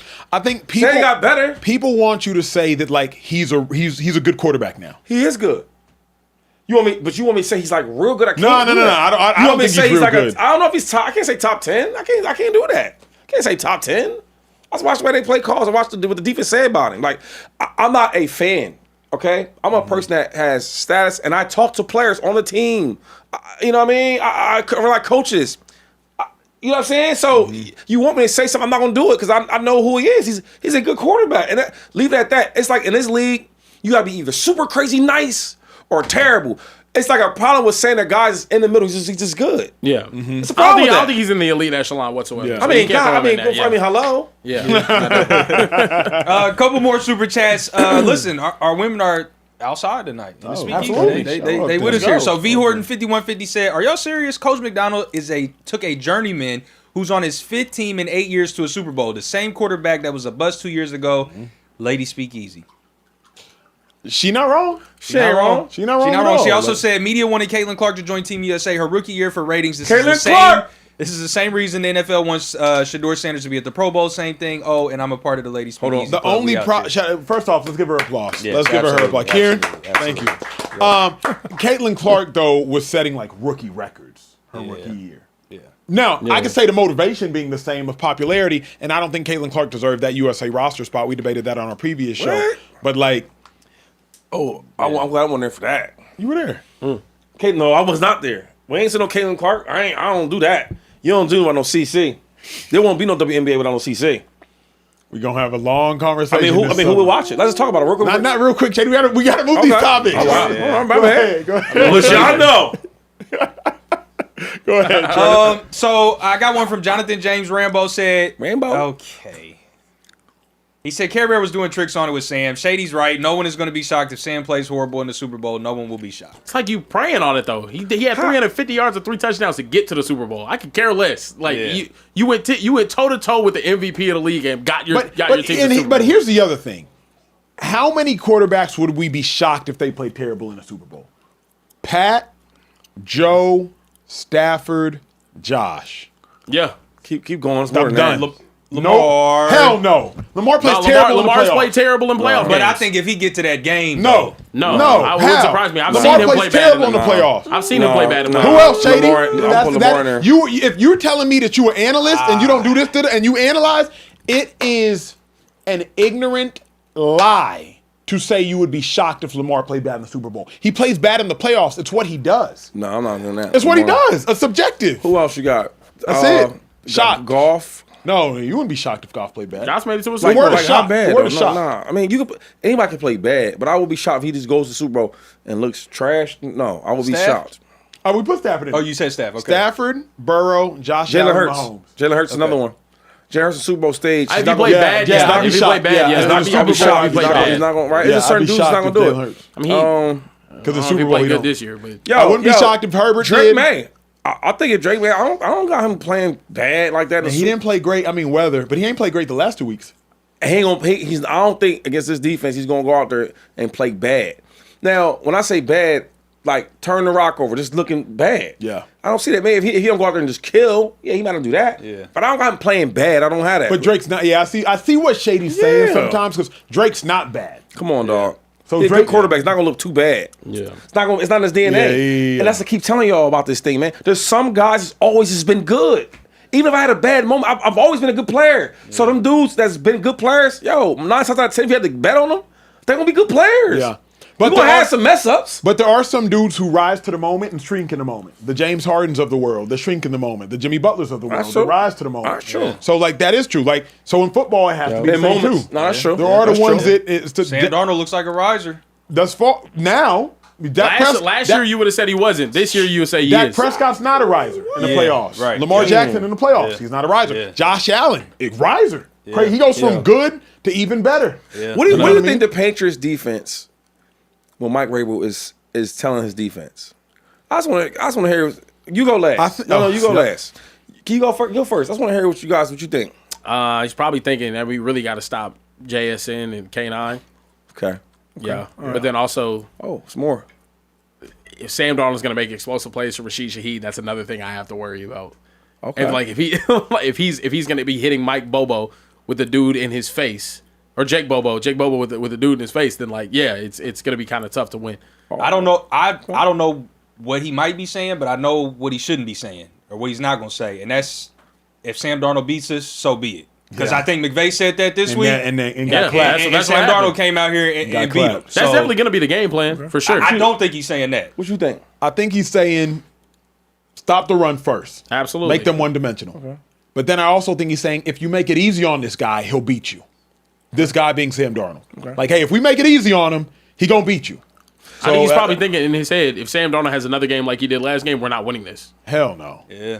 But the question for me, and we'll talk it's- more about it as the game goes on, is like, I'm curious the Patriots playing. If Because it's- as good as Christian Gonzalez is, JSN is nice. And with all due respect, I'll do this. This is Yep. what I'm doing. Talk to I'm me. doing the Bill Belichick, and it might happen. I'm gonna mix up my defense a little bit, right? Give it a little zone, little man, more man in zone. I'm setting pressure, or I'm doing 5 up front, and I'm double. I'm putting Gonzalez, my best corner, on the number 2 dude. Yeah. Oh, and you go. And I'm a double team, JSN. Carlton Davis is gonna get mixed up. Carlton Let me and say it. whoever else. You didn't hear me. I heard it. Double team you know, JSN. Brandon, And I'm a bracket and double team JSN, and we gonna see what happens. I watched the Patriots do that against the Chiefs. Yo, they beat him and out there in Arrowhead. Tyreek Hill was gangster. He was nice. They put like the second guy on him. They put and they put a safety up top, obviously. Then McCourty probably. No, they had Gilbert, not Gilbert. Stephon. Stephon Yep. Gilmore. Defense player of the year that year. They put him on Kelsey. Yeah. You go grab that one-on-one the whole game. But here's- and then in the third still- corner was guarding Sammy Watkins. Here's- So it was a tough gave up. matchup, Here's but the it's still problem. not No. enough that they won. Here's the problem. I can't wait to talk about this game because I hope they do that. Because my thing is, They don't have no pass rushers, Rashid, the boom, they ain't got no pass rushers. They don't have great blitzing linebackers. And put Gonzalez on Rashid Shaheed if you want to. See how Oh, that nah, happens. yeah. nah. Put him on. Put him He on. fast. You have to bracket him. Nah. What? Nah, I don't know about that. No, I'm saying. I don't know about that. I'm saying put him on him if you want Nah, to. I ain't- You I still ain't- after Mims ran by Gonzalez. Yeah. Mims. Okay. He ran by. Yeah. If I'm Rashid Shaheed and Gonzalez, you better give me 8 yards cushion, G. Because I just saw Mims run by you. Nah, I ain't gonna go like that. He too good for that. I don't know who y'all think y'all talking about. Gonzalez is good. He's real good. He's not past or okay. 10. Okay. He's not. He's He's not. that. not Sting, I'll he's just say not this Pat, though. like- I'll bet that he'll win more. Against who? Not JSN. Not You not hearing nothing. I told you they gonna double team him. Yeah. You got your own game on. I'm done with it. He got his own game plan. Tough matchup. Look, we do need to keep it going though. Skip Bayless, speaking of those Patriots, Skip Bayless had something to say about the Patriots making it back to the Super Bowl and what it means for Tom Brady's legacy. I'll let you guys take a listen. I don't think Brady's going to love it for his legacy that some second-year starter, as he was, flipped the switch right back and got right back to the Super Bowl. I think it'll, in Tom's eyes, diminish his legacy a little bit. I don't think he was rooting for Drake May today, and I definitely don't think he's going to be rooting for him to win the Super Bowl. I hate this. Here's why I hate it. Don't even ask me the question. Why I hate it is don't speak on behalf of Tom Brady, Skip. Here's why Tom Brady's not going to love this. Here's why Tom Brady's not rooting for Drake May. Here's why Tom Brady don't want Drake May to go there. If Skip wanted to say, hey, I don't want Drake May to do this for Tom Brady's legacy. I don't want Drake May to advance for Tom Brady's legacy. Skip, speak on your own behalf, but don't act as a representative of Tom Brady. You haven't earned that right. You haven't earned that authority. If you want to say, hey, as a journalist, Drake May going to the Super Bowl and his second year diminishes Tom Brady's legacy, to me, say less. I prefer Skip say that. But Skip is now saying, Tom Brady's not going to love this. Hell no. You haven't earned the right to speak on behalf of Tom Brady. Furthermore, Skip, you're projecting your insecurities onto Tom Brady. Tom Brady ain't insecure. Drake may go to a Super Bowl your second year. Tom Brady got 7 chips. Statue. Hall of Fame. Greatest quarterback ever. Skip is projecting his own insecurities onto that of Tom Brady. Tom Brady ain't worried about none of this nonsense. See, now you get what I'm saying? You can say things about the game, right? You don't have to play for that. But some things you just can't say. Because Tom's like, Skip, what are you talking about? Yeah. How you know how I'm feeling? I don't like stuff like that. I mean, I like Skip, so I ain't going to go too hard on him. But I just think he's tripping. Like first of all, you don't know even when you ball players, you're always competitive. But you don't know if Tom Brady's giving him some jewels. Because this the thing is, Mike Vrabel played with Tom. You know what I mean? So you have that brotherhood always. Hey, I got this young quarterback, man. Hey, he got a lot of talent, but he got to learn. You know, Tom. Hey, this hollering for a second. Tom's gonna do that. That's how Tom Brady is. Yeah. So when I hear Skip talk like that, it's like that's like fancy talk. Oh man, it's gonna kill his legacy. Why? How? You know what I mean? It's absolute nonsense. So instead of speaking on the game or how he sees it, he's putting himself in Tom's shoes. Yeah. That's what I'm trying to say with this stuff, man. You can't shoes. do that. Yeah. You can't be, man, what? And it's interesting because sometimes... And Skip little as hell. Tom Brady big as hell to be in his shoes.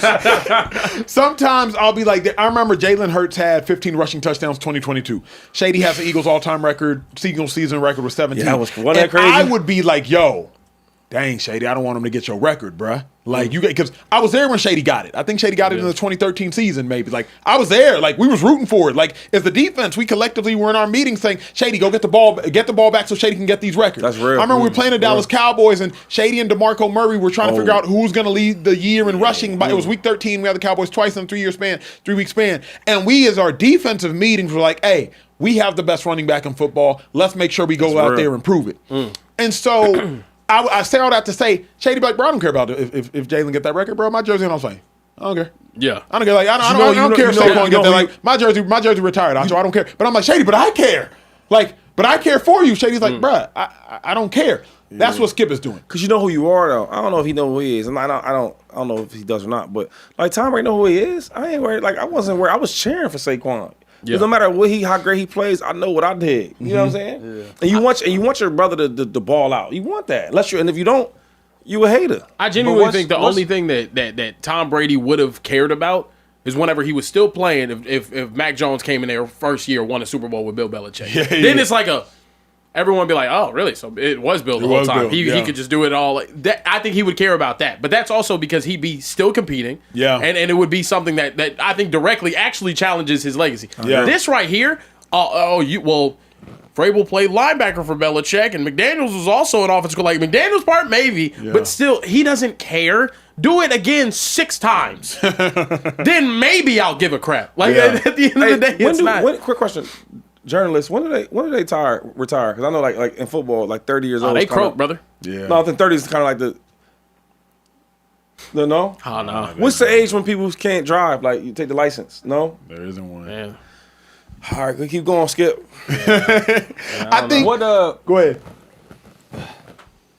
Certain fan bases just talk crazy. Yep. What fan base does Skip Bayless represent? Cowboys. NFL? What? Dallas Cowboys. Cowboys. He like the Cowboys. Oh, he's a Time out. Cow? Yeah, he's a Oh, Cowboy. never he likes mind. I was Vanderbilt. maybe going to be surprised, can we- but I just Can we- Can we time out on that? But Can we yeah, time okay. out on that? Huh? Skip Bayless is the same dude that started allegations about the most successful quarterback outside of Roger Staubach in Cowboys history back in the 90s, which is what really blew up his entire career. Skip Bayless has been doing the controversial thing. Don't put that on all Cowboys fans because a lot of Cowboys fans don't like his performative ass. Oh. Okay?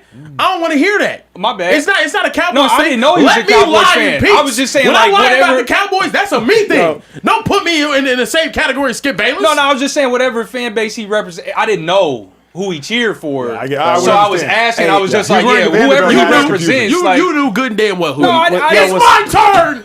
Hey, when Skip did it for me though, is when he was really arguing about Tebow. Yeah. And I was like, at first I was, he joking? Because I'm an NFL player. Like we all watch Tebow, all the NFL, so you know. So I'm like, oh, is he? I'm like, oh shit, he for real? Yeah. So that's the first time I started liking Skip. Like, he just don't care. Like, yeah, You say whatever. Y'all remember yeah, like, yeah. Y'all don't remember his Johnny Manziel take? Oh, Johnny. Yeah. Oh, Johnny Manziel. Gosh, I do remember. In a couple that. of years, we're gonna look back and say was far more impactful than his boy LeBron LeBron in the to city the of Cleveland. Yeah. Nobody's- Yeah. Yeah. Yeah. He Come did. on, Oh, but bro. see, the problem, y'all get mad. I don't get mad at stuff like that. I don't pay no I'm like, attention. yo, you trolling. I get it. Yeah. If it clicks, I'm clicking on it myself. So I get it. Yeah. Come on. You know better than that. Yeah. I will. The only thing I think Drake May does is Drake May reminds us how good an organization the Patriots are. That's where I went. Because after the Patriots lost Brady, I was like, oh, the Patriots organization is Tom Brady. It's not an organization. It's you could suggest it's kind of a farce. It was Brady. Yeah. But nah. And then You and get then, the and then next went coach. Bill. Yeah. You know what I mean? Yeah. Bro, you're Well, you got second next coach. well, you got rid of who you're supposed to get rid of. Belichick or Belichick. Okay, so you get rid of Belichick. You have Gerard Mayo for a year. You move on from Mayo. You go get Vrabel. You draft, and you're instantly back. This more to me is like applause to Kraft and applause to the Patriots. That's what I think it is. Than it is indictment to Tom. That's what I think it is as well, though. It's like everyone was making this a Tom versus Bill thing, and Robert Kraft was just like, you think the entire history of my franchise was really Tom? I'm the one that had everything set up for Tom to come in and have the success that he did. Now, we're going to go do it again. Yeah. So now, Robert Kraft, best owner in the NFL, in my honest opinion, and it's not really Dang, close. that is crazy because I think not here's close. the other thing is like, and Kraft is doing what Jerry Jones has forever not been able to do. Kraft is repeating the 2025 modern of what he did. Defensive minded coach, really good quarterback that's young, and I'm going to partner them together. And I'm going to let my really good quarterback make up for where my defensive mind might lack, and I'm going to let my defensive mind make up for where my really good coach might lack. Like Robert Kraft is just running it back. Now, what I can't ignore is those Patriots teams have some Hall of Fame On and fringe defense? Hall of Fame players on defense. Exactly. Absolutely. Right, like Teddy you can't- Bruschi, Mike Vrabel, It's too much to Richard name. Seymour? Richard Seymour, too much to name. Asante Willie Samuel. You got Asante Samuel. It's too much to name, bro. Ty Who's Law. Law? The truth is, That's a tie game. nobody wants to talk about it. But I kept telling everybody, yo, Belichick is a good coach, but he's not all that's the great. I don't see it. Because when you got there, they had some gangsters on defense. And you got Tom Brady, and now we know you got Robert Kraft. So I was like, okay. Like this thing is going with you or without you, homie. That's the truth. The truth is, Belichick without Tom Brady's not even 500. Check that stat That's out. true. That is true. You don't win with the dude. That is true. Or without him. So But the only reason I got to push back and I got to do my job, Belichick gave Tom Brady like 8 top 5 defenses, and Tom Brady went to the Super Bowl. No. Why you give up to him though? Why them dudes that was over? Because even after they left, He gave when Tom he had Brady. Dante Hightower, Patrick Chung, Devin McCourtney, Jamie McCourty Collins, was amazing, yeah. them dudes is good players though. I drafted him. He drafted him. I got to give it to him. If we're being honest about why the Patriots were successful, they were in a division that stayed bad around them for the longest that we've seen a division stay bad around That a helped. team in That NFL helped. history. Also, they gave Tom Brady 15 top 10 defenses. Yeah, and there's it's 15 like, of what, them? 18? 15 top 10 defenses, Yeah. which is like crazy. For comparison, unheard Aaron of. Rodgers, two total. One whenever he was- top 5. Yeah, And one the top year five. he had the Two top 5, 10 he won a the Super entire Bowl. time he was with the Packers. And one of them was bro. the year that he won the Super Bowl. But like that team was just like, I have to give Belichick credit as well. But Tom Brady was the catalyst for winning. Point blank. Period. He just Tom was is different. Tom Yeah. is different. Now, moving forward, we got to talk about the Eagles' offensive coordinator position, the most revered position in all of the NFL. At least we thought because reports are coming out, and Bears offensive coordinator Declan Doyle has withdrew his name from consideration for the Eagles offensive coordinator vacancy. Per sources, he's opting to remain in Chicago with Ben Johnson and Caleb Williams. Also, the Giants interim coach Mike Kafka will be joining the Lions staff. Kafka interviewed with New York for their head coaching position, and then also spoke to Philly about the OC role before electing to join Dan Campbell in Detroit. Also, I mean, Clayton Adams, offensive coordinator for the Cowboys, didn't want the job as well. Fellas, what's going on with the Eagles offensive coordinator position? And do you guys think at this point it's a good job? See, but real quick, now I play with Mike Kafka, though. Smart dude, really, really good, calm. He won't do good in Philadelphia. His personality is too nice, too quiet. Things don't go a certain way.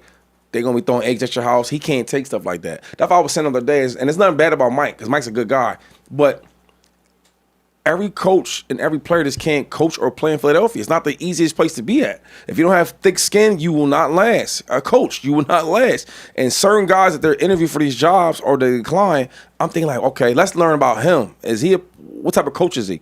And knowing Mike Kafka, he's not the type of dude, I don't think, that if things kind of don't go well, his personality and who he is as a person, can he take that? He's a nice guy, calm, cool, collected. I'm worried though, Shady. What you worried about? Because if you're an Eagles fan, it's starting to become concerning and embarrassing. Why would you want to stay on a staff where you can't even call plays under Ben Johnson, as opposed to going and growing where you will be the primary play caller, not exclusively play caller for the Philadelphia Eagles? If you are Mike Kafka, why would you go to the Detroit Lions when you know at a moment's notice the head coach will take play calling from you, like Dan Campbell did week 7, when you could go to the Philadelphia Eagles and you could go and you could grow? I know several coaches. I wanted to be a coach. Coaches want to grow. They want to elevate. They want to go from a GA or a QC, quality control, to a position coach, to a coordinator, to a head coach. And you want to call plays. So why, Shady, would these coordinators not want to go to the Eagles? To me, it tells me this. Either they don't feel like they can learn under and grow under Nick Sirianni, so I'd rather learn under and grow under Ben Johnson, or they don't feel like being hampered and hamstrung by the Philadelphia Eagles quarterback or the Philadelphia Eagles offense. But the Eagles are now on like their 7th option. Brian Daboll, Mike McDaniel, the Dallas Cowboys position, the guy who they wanted, this Chicago Bears offensive coordinator, Mike Kafka. Like 2-5, they're on like number 6 or number 7. Yeah, but Acho, also, these places you talk about playing at, like, it's not the same as Philadelphia. Like, playing in Miami, coaching the Miami Dolphins or coaching the Raiders, they ain't like Philadelphia. So, for example, Nick Sirianni has, every year he's been an Eagles coach. He's been to the playoffs. Mm-hmm. He's won a division 3 times. He's been to Super Bowl twice. He's a Super Bowl winner just a year ago. Yeah. And there's so many, he's talked about so much as if he's not doing a good job as a coach. So what I'm saying is, if you're a coordinator, you're like, well, damn, do I really want to go there? It's a tough place to be at because the standard is so high. It is. So my thing is, every coach won't like to coach there because it's not if things don't go right, it's not that easy to walk away from it. You're going to hear that heat. You're going to drive to work and hear people on the radio talk about you. Yeah. And we talking about guys that win a Super Bowl and won a Super Bowl just a year ago. But Shady, it's a tough job to have. Knowing that Nick Sirianni isn't a great play caller or doesn't desire to be a play caller, say we just don't know. Don't you have to be concerned like, yo, Eagles, you need an elite play caller. You're on your 7th option. You're no longer on elite. You're now just on who can we get, Pro Bowl. You're now just on like who's available. Who's interested? Yeah. Like, you never want to be on 7th option for anything. Not in a romantic partner, not for a college of your choice, not for a job. But you don't know how, like on the list of the priority of, like, who's the guys that we want to see or we want. You don't know that. Because, like, for example, like, these guys we hearing about, but, like, Brian Daboll, he might have took the interview, but in his mind, I still want to be a head coach somewhere. Yeah. You know what I'm saying? So, like, some guys, I feel like the job for Philadelphia is, it's not as sexy because I'm not a big fish. I mean, all they do is win, right? Just think about it for a second. Some of these other teams, you'll be the main guy over there. Oh, it depends on me. Where in Philadelphia, it's like, hold up. Oh, we're super talented. So all these similar players you want to do, just take it easy a little bit. We don't really need that. We would love to have you, though, but we don't need you. Some of these other teams, they need them. I guess. Another thing you talked about is, I learned with certain coordinators, when they have a really good thing somewhere where they can grow, and they got they're a young quarterback that's coming to his own, like Caleb Williams, I'd rather stay there for 2-3 years to get that experience, learn a little bit, then I'm going to roll out. They do that a lot of times. Mm-hmm. Here's what's confusing to me.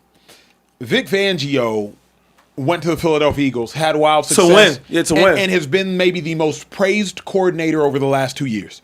Eagles were desperate for a DC. Matt Patricia, Sean Desai, couldn't figure it out after Rich Gannon left. Vic Fangio comes in, and Kieran, look up if you can. I think Vic Fangio's a finalist for Assistant Coach of the Year this year, and maybe he won it last year. If you go to the Eagles and you resurrect a position group in need, you're a hero. Legendary. You're nominated for NFL honors awards. Vic Fangio, 62 he's years named old. a finalist, this year. Failed head coach, and now he's a finalist for Assistant Coach of the Year. Y'all know how many assistant coaches there are? So to me, Even trade-off. so if you're going to rescue the Eagles offense, bro, you know what kind of glory the Eagles offensive coordinator will get if he turns that offensive around. He will be the talk of the NFL world. But also on the flip side, he'd be the scapegoat if things didn't go well. That's what I'm saying. It's Philadelphia. And if you talk about Vic, to keep it real with him, it was an even trade because he was tired of getting waxed up by Patrick Mahomes and Andy Reid every single year. Right? They ain't talking about him like this. Yep. He was getting his ass beat. Go to Philadelphia. He makes some plays. The defense playing a little better. Yeah. Now we give him all the praise. Like Karen just said, yo, this place, Philadelphia, is tough. It ain't for everybody. And if you don't win, it's your fault because we brought you here. And I also think it doesn't help that there's a winning formula already there. Come that on, Sirianni man. is established. So it's just like, hey, man, we've seen Jalen Hurts go win a Super Bowl. We've seen whatever other pieces. We've seen this offensive line block at the elite level. The wide receivers win a Super Bowl. Everyone here has done Super Bowl things.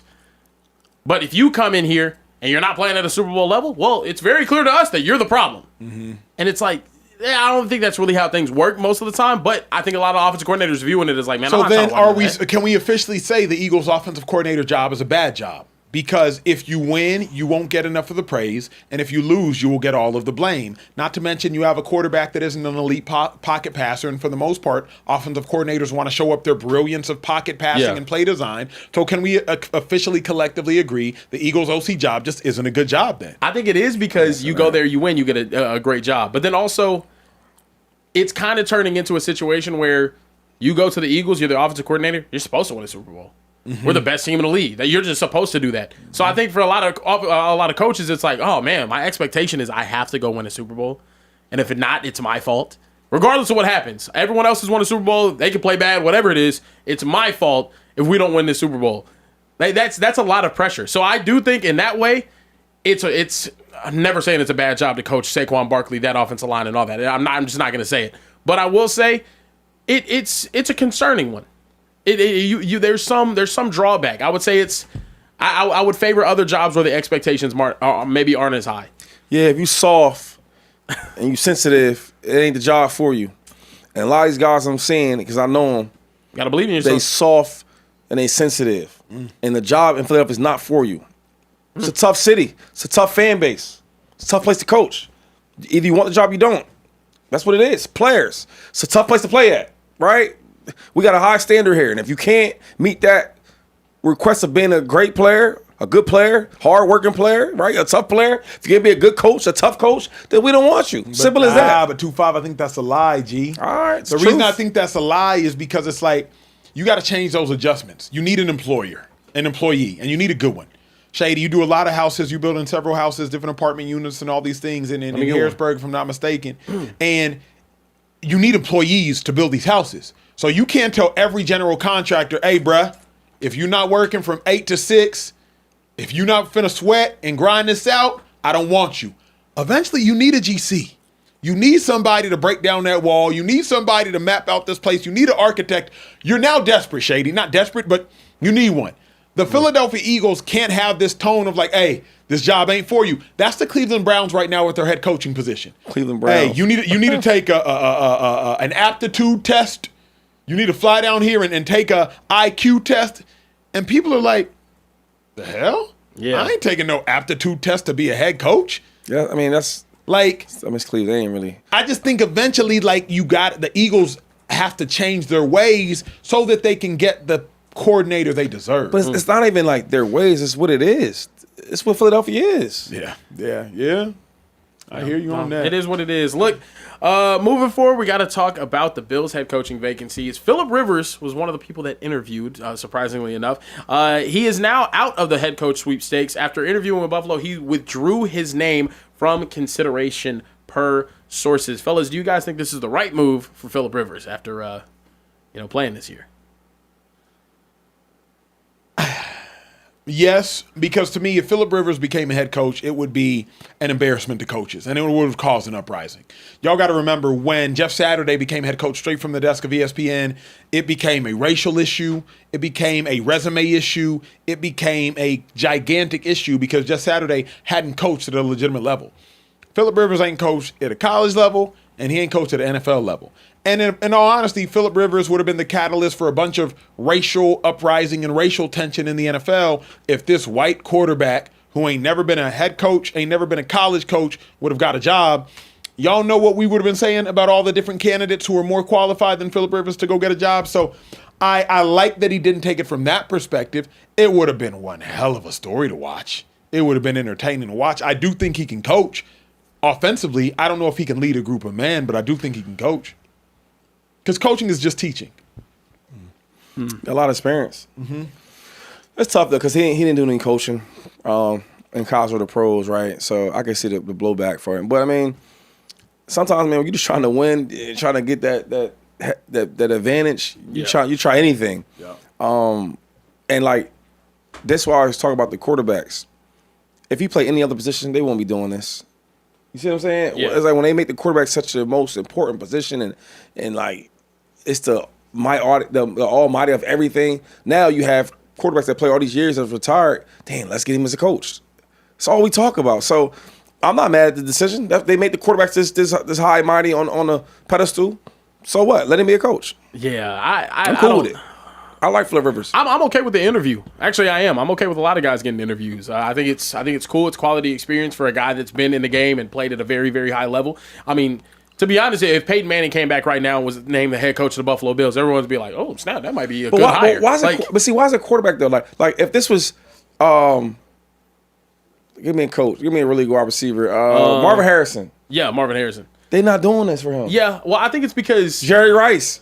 I mean, I'm speaking not doing this for him, from a fan's perspective, but it does seem like quarterbacks probably know the intricacies of the game a little bit more than other positions. Yeah, I agree especially with that. being in it, and also they get to play longer. They do get to play a whole lot longer. Let me speak to it from the point of the game, and then Trey chime in, please. It's the aspect of quarterbacks have always had to lead the team. Yeah. And so quarterbacks, you're used to following the quarterback. More often than not, even if the quarterback's a young bull, the coach will say, "Hey, whoever the quarterback is, get in and break us down." You have Sam Darnold breaking us down? Why ain't Witherspoon breaking us down? Why ain't DeMarcus Lawrence breaking us down? No, listen to that shit. But like coaches, more often than not, you want the quarterback to lead the team. And so quarterbacks, more than wide receivers, are used to leading the army, leading the charge. Quarterbacks, they recite the play call in the huddle. Quarterbacks are used to speaking. See, but I mean, that's not true either, though. There's some quarterbacks, respectfully, they not trying to hear that. You think that gangster Seahawks defense want to hear Sam break them down? No, but that's not my point. I don't know. It's not a matter of want. I think think about this, 2-5. The defensive coaches in football typically were formerly linebackers. Yep. The offensive coaches in football typically were formerly quarterbacks. Yeah. Because you are the coach and leader of your defense. Mm-hmm. I'm not Fletcher Cox, nor Brandon Graham, nor Connor Barber, nor Trent Cole. But who broke down the huddle when DeMeco Ryans was hurt and I was starting? Me, who had the green dot. So I'm used to just being like, okay, I have to tell all of you all something. And even though I'm the sorriest dude out here, y'all gonna have to listen to me. Yeah. Y'all might not want to, but unfortunately, I'm the leader right now. Yeah. So I think even if you're the sorriest QB, it's like quarterbacks are just leaders. And that's my argument is like they make everything about the quarterback. Because a lot of times I thought that it was because they're so smart. You know, their quarterback, they see on the blitzes, they see coverages, this and that, third. So let's have them, like, you know, be the coordinator or be that coach, right? But I'm thinking like a wide receiver, like a dude like Jerry Rice, who's played all these years, seen all these different coverages. And I'm sure there's times where he's telling freaking Steve Young, "Hey, Steve, why you ain't throw it here? I was open. They played this coverage," you know? And I'm thinking like, well, a guy like Joe or Jerry Rice, why didn't let him try to interview for a job? A lot of experience, a lot of different coverages, super smart. Yeah. Because he didn't play quarterback. That matters, though, And when you Shady. play quarterback, it's like nothing ever matters. Well, here's why I disagree. That's with why. Shady. That's why I'm cool with him getting a job opportunity. The only reason I disagree with Shady on that is like if non-bias, I can't say who's smarter aptitude-wise. Quarterbacks have a responsibility to know more than anybody else on offense outside of maybe a tight end, and linebackers have a responsibility to know more than anybody on defense. Period. Outside of maybe a strong safety or a nickelback. Yeah. So the fact of the matter is, like, shout out to you, great wide receiver. But great wide receiver, when you hear a play call, you don't have to listen to the protection. Shady can know this. I'm not speaking out of turn. You hear a play call, you just have to listen to Spy, 92 wide banana, whatever. Yeah. You just got to listen to one aspect of the play. One thing that you're Offensive doing. lineman, you only have to listen to one aspect of the play. Quarterback, you have to tether all aspects of the play together. I remember when I was calling a play on defense, I was like, wait a second. Fletch, Cox, you only got to know the front. Even jet, you're good. What I say after even jet is irrelevant to you. I can say even jet, West Pack. You don't care about the West Pack. You care about like even jet or even jet pack. Malcolm Jenkins, you don't care about even jet. You only care about the coverage. But I, the linebacker, I got to know what you're doing. So let me ask you this. So if that's the case, then this brand of football is at the quarterback level is way dumbed down than it used to be. Mm-hmm. Do you agree with that? Of course. All right. But everything's dumbed down. Oh, no. See, no. We talking the quarterbacks. Yep. Because now, right, it used to be a thing of like the quarterbacks had to know, they had to call out the protections, they had to do the coverages, can change plays, audibles. You don't see a lot of audibles like that. Now it's so crazy. They in the helmet for 15 seconds. Tell them what to do. Okay, let's dumb it down even more. Let's do the RPOs, make it even easier for these guys. Listen to Tom Brady. Tom Brady says it's so crazy now. They've dumbed down the quarterback play.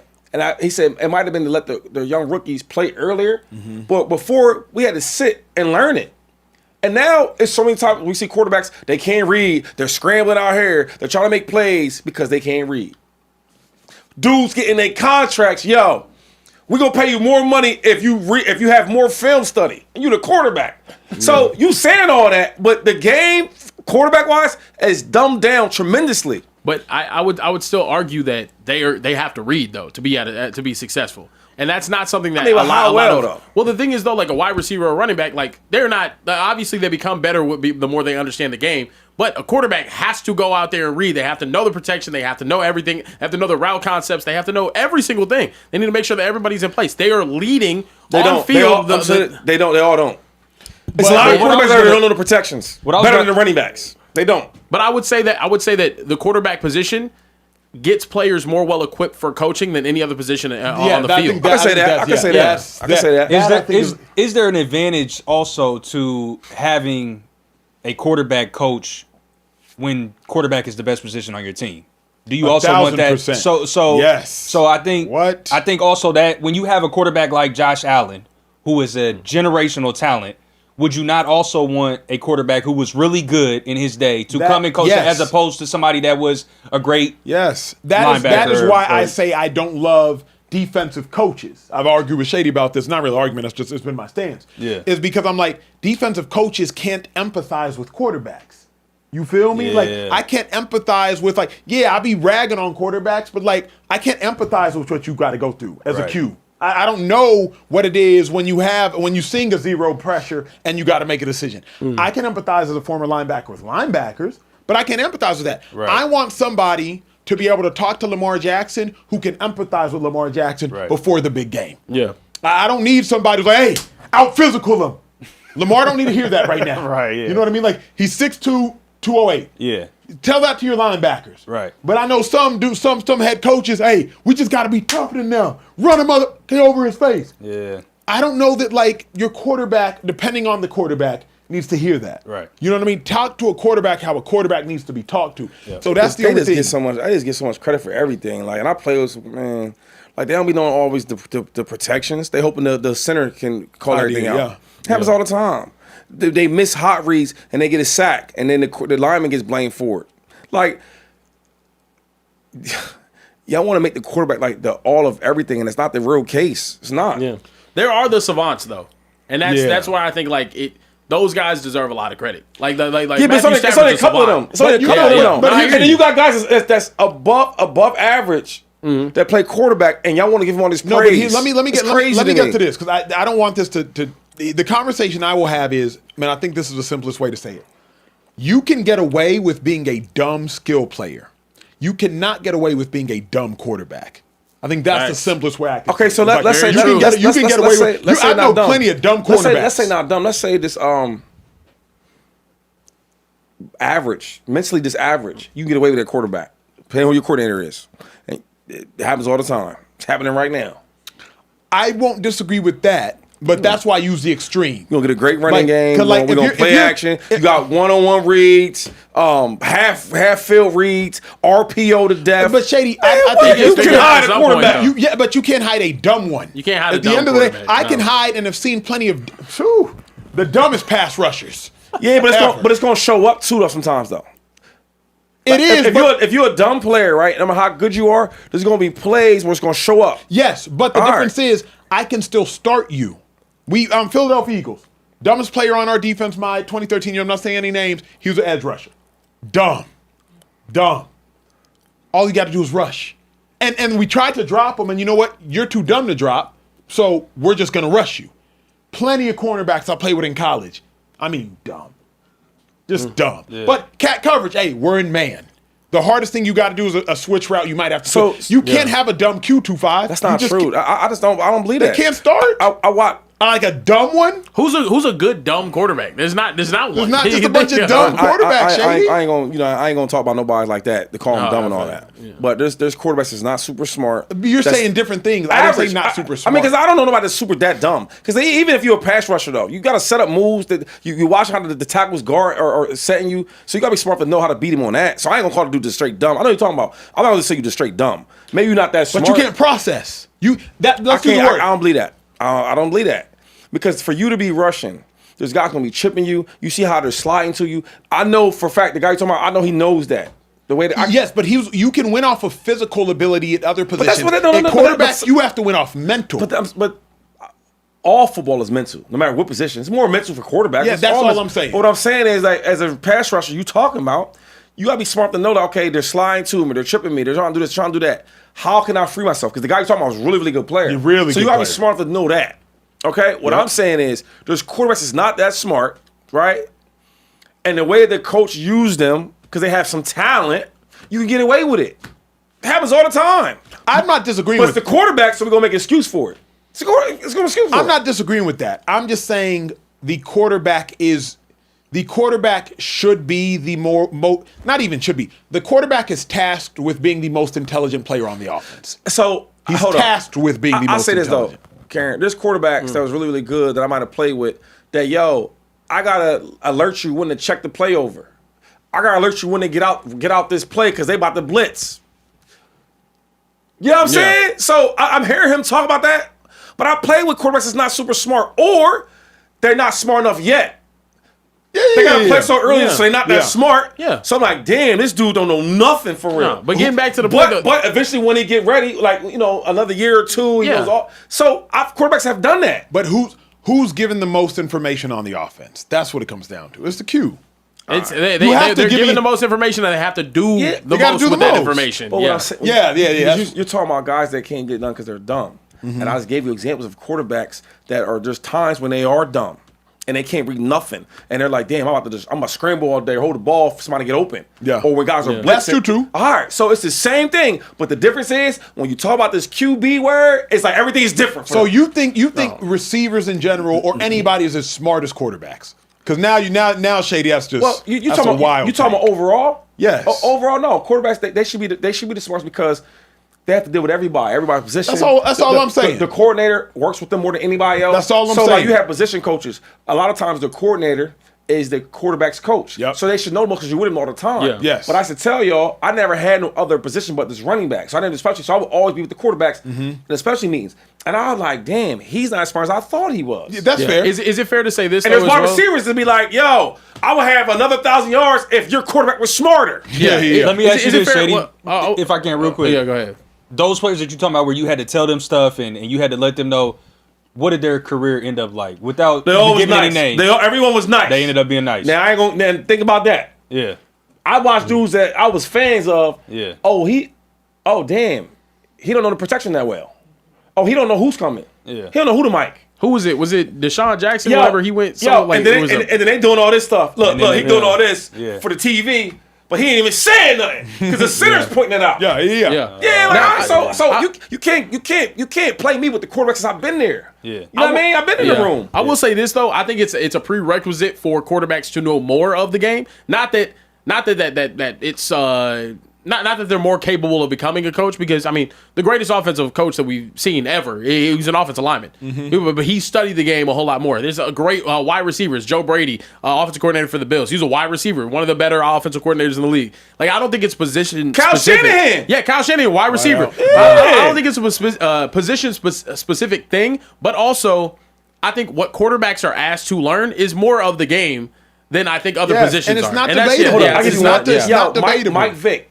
Now Mike Vick said it. He said, he told the world, when I played for the Falcons, I was just nice. He said, he said the coach would put, I guess, money in the to watch film. Yeah. Something like that. Yeah. And when he got to Philadelphia, when Andy Reid got to put his hands on him and and teach him how to, he was phenomenal. He called everything out. So I'm thinking like, y'all said in Atlanta he couldn't do this, but I'm watching the dude call the protection, see who's hot. You get what I mean? But there's probably another player that played him like, then he was just super talented. But it wasn't that. It's that, I just didn't study that. Yeah. That's all I'm saying. When we talk about the quarterbacks, it's like, y'all look at them like they aliens, and it's not the case. Yeah. No, It's not. But they have to know more. You diminishing. Depending who they are. You diminishing. Depending who they are. They make it real simple for them if they can't get it. But as simple as it is for the quarterback, then it gets simpler for the wide receiver. But it don't need to be for wide receiver. The wide receiver, listen, coach, I know all the coverages, I know everything. I know it. Oh, your quarterback don't know it. So let's simplify this offense and make it real conservative because he can't get it. Because I can get it. But I think, Shady, You ever see quarterbacks sometimes, they be motioning, they looking this way, the motion on this side. Brother's like, it's me, dude, it's me. But Shady, you're speaking in extremes. I'm speaking in averages. Like, on average. Like, you're speaking in extremes. Like, James Jones is a smart wide receiver, and Aaron Rodgers is a smart quarterback. Yeah. James Jones would say that Aaron Rodgers knows more than James Jones. And James Jones is one of these smarter wide receivers. Aaron's a little different story. You put James on some of these other teams, though, and I won't even say the names. He gonna be like, he probably would have known more than Derek Carr, but now Derek Carr knows more than him because Derek Carr's tasked to know more than him. What about the Cardinals? Kyler? I don't think Kyler's that intelligent. I think Kyler probably would know. I don't know if those receivers would know protection. That's not true. They know it enough. They know when they hot. Yeah, they might know when they're hot because they know about the defense. I'm talking about like protection. If you told the receivers like, hey, what's our left guard doing on a run play? It's irrelevant. They're not studying it. Yeah, I get that. That's the only. Some of them quarterbacks don't know that either, though. Can't remember yet, yo. Look, moving forward, we got to talk about some NBA action. Tonight was the second of a doubleheader a back-to-back between the Warriors and the Timberwolves.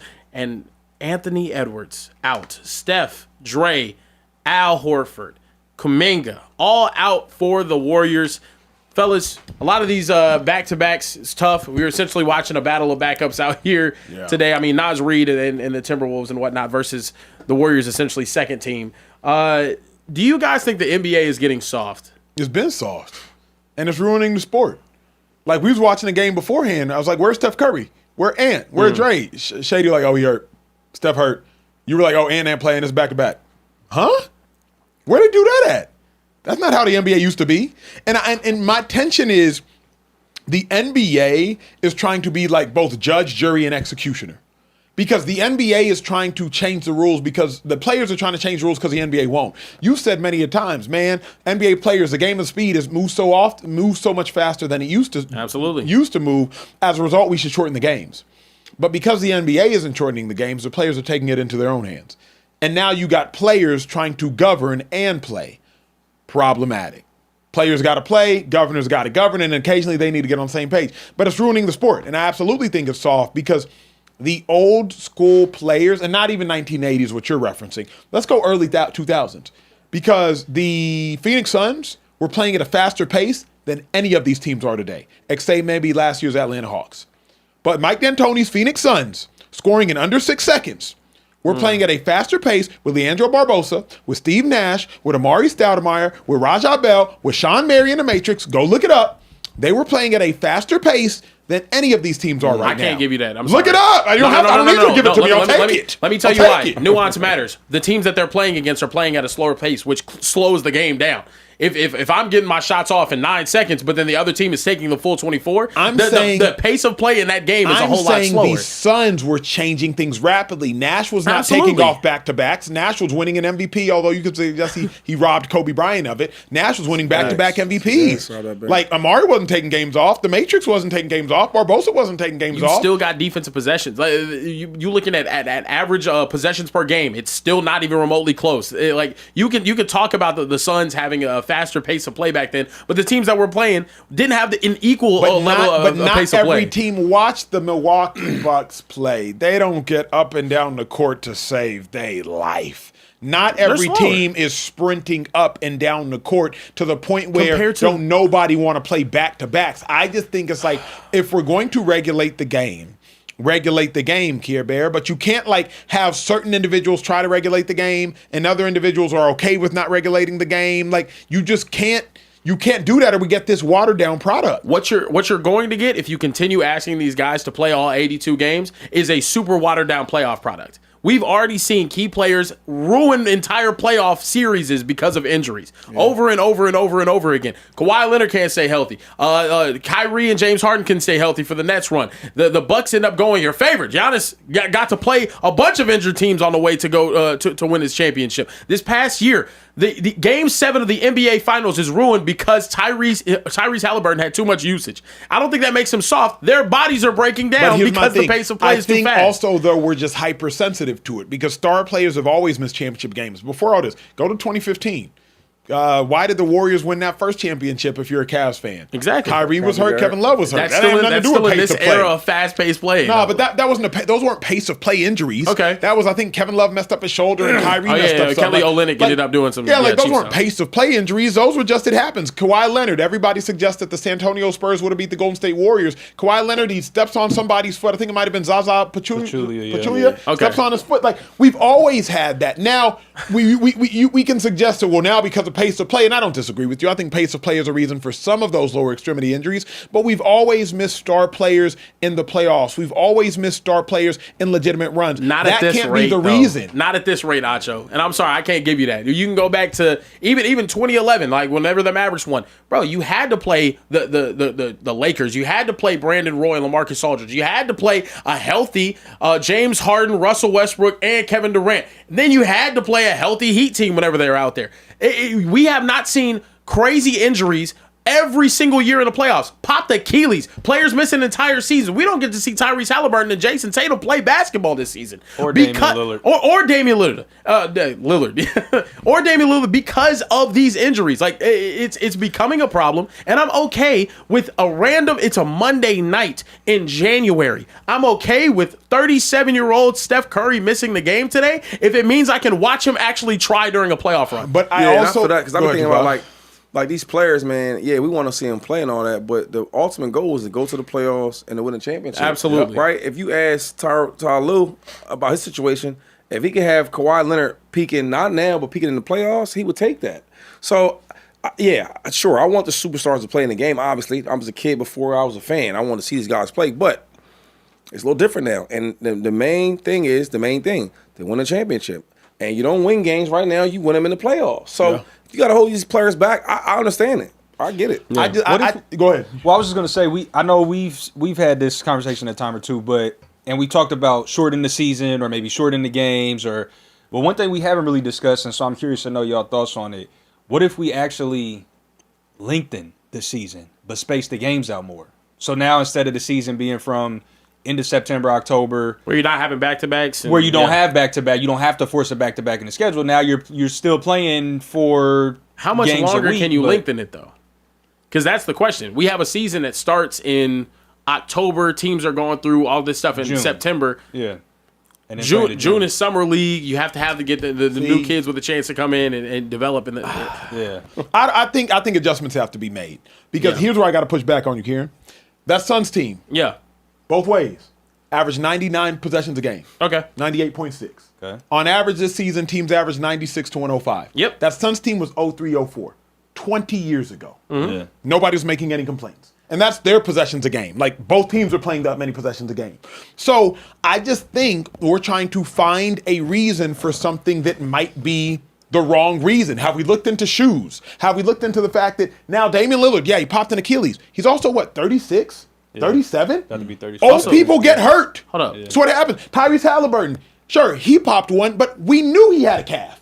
So if you go out there and play with the calf, it turns into an Achilles. Kevin Durant did it. Man, it wasn't a pace of play conversation back in 2018-19 with the Warriors. He did it. Jordan Hicks did it at 23 playing for the Philadelphia Eagles against the Carolina Panthers the year they won the Super Bowl. Linebacker, look it up. And he was young, and there's no pace of play conversations. Achilles, calf injuries turn into Achilles injuries. So to me, Kieran, it's like, Hold up. What did you say? Is it causation or is it correlation? What did you say their pace of play was? 98.6 possessions a game. The lowest team in the NBA possessions per game, 99.8, the Boston Celtics. Every other team in the NBA averages over 100 possessions per game. Okay, so those 3 possessions are the reason for Achilles? No, I'm saying you just can't tell me that, bro. I'm saying every team playing at that average is what results in a lot of these issues. And it just Here, you telling me them 3? It's a verifiable fact. But I'm saying you tell me them 3 possessions. Them 3 possessions is what's going to do it. Not those 3 possessions. I'm saying that team, the Suns, played at that pace. The rest of the league did not play at that pace. The rest of the league, even while playing them, they might have 80 possessions in a game. Then why didn't the Suns players get hurt then? Like, I just need you to give me something more concrete. Like, why didn't the Suns players get hurt? It's better now, huh? Like, There's teams that stay healthy now, but that doesn't mean that across the league there's not an injury issue. There just is. Okay, but look, cut to NFL. This year in the playoffs, we didn't get Lamar. We didn't get Burrow. We didn't get Mahomes. All of them got hurt during the course of the season. They all absolutely, yep. So what y'all want us to do? Man, with the playoffs, we got to watch the playoffs with Drake May and Sam Darnold. That is and a hard and it could have been Jared Stidham. It could have been Jared Stidham, and sure. But either way, in football we say it's a collision sport. Basketball is a contact sport. So either way, though, there's always going to be a motivation to say, well, we lost our stars. Let's change the game. There just has to come a point, Kieran, where like, you can't keep watering down the product. That's why we got rid of the Pro Bowl. Okay, Bring then this whole show full circle. what's the fix? Is it, hey, let's have them play 82 and just continue to get hurt? Like, and look, I'm with you though, because there's kids tonight that got tickets to that game, and they didn't get to see Steph, they didn't get to see Anthony Edwards, they didn't get to see Draymond, they didn't get to see any of the superstars. That, like maybe Nas Reed, they were excited about because he's popular on TikTok, but like Nas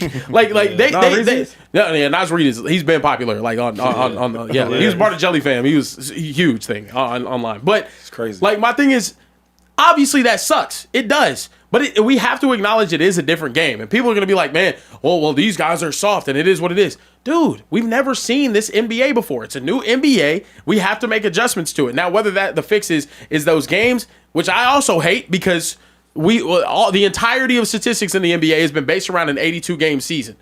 And it sucks to now have like, oh, well, maybe 30,000 points doesn't mean as much as it used to. Or it means so much more. It's an unattainable goal, whatever it is.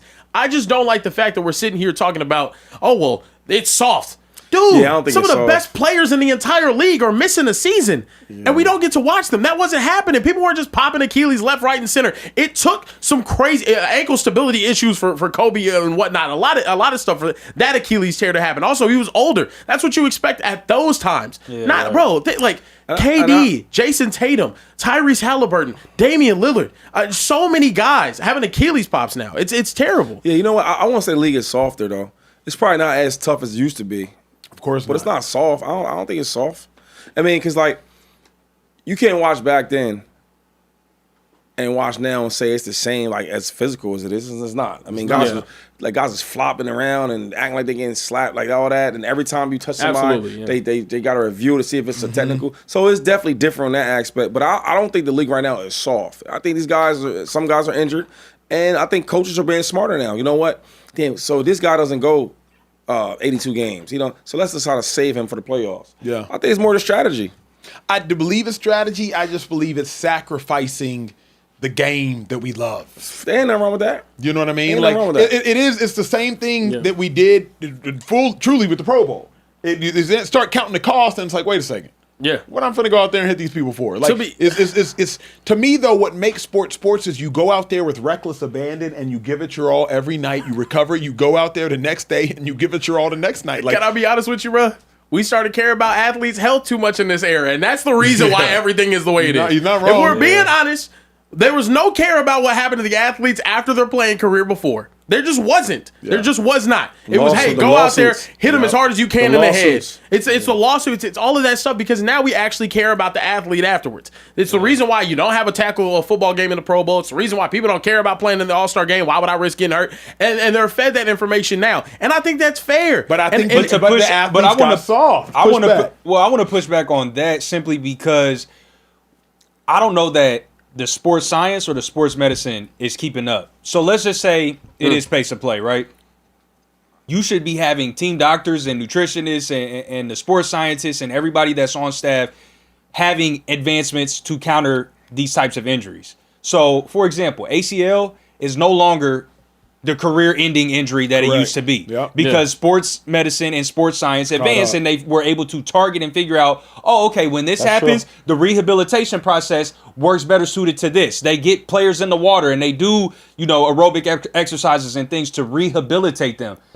Achilles is the latest ACL injury. It has become a huge issue that has to be addressed. And I think because regardless of what the issue is, you have to target the solution. The solution needs to be an advancement in the sports science and medicine world. I'm happy you said this though too, because why are and I've done a deep dive on this. Why are Achilles tears happening so much?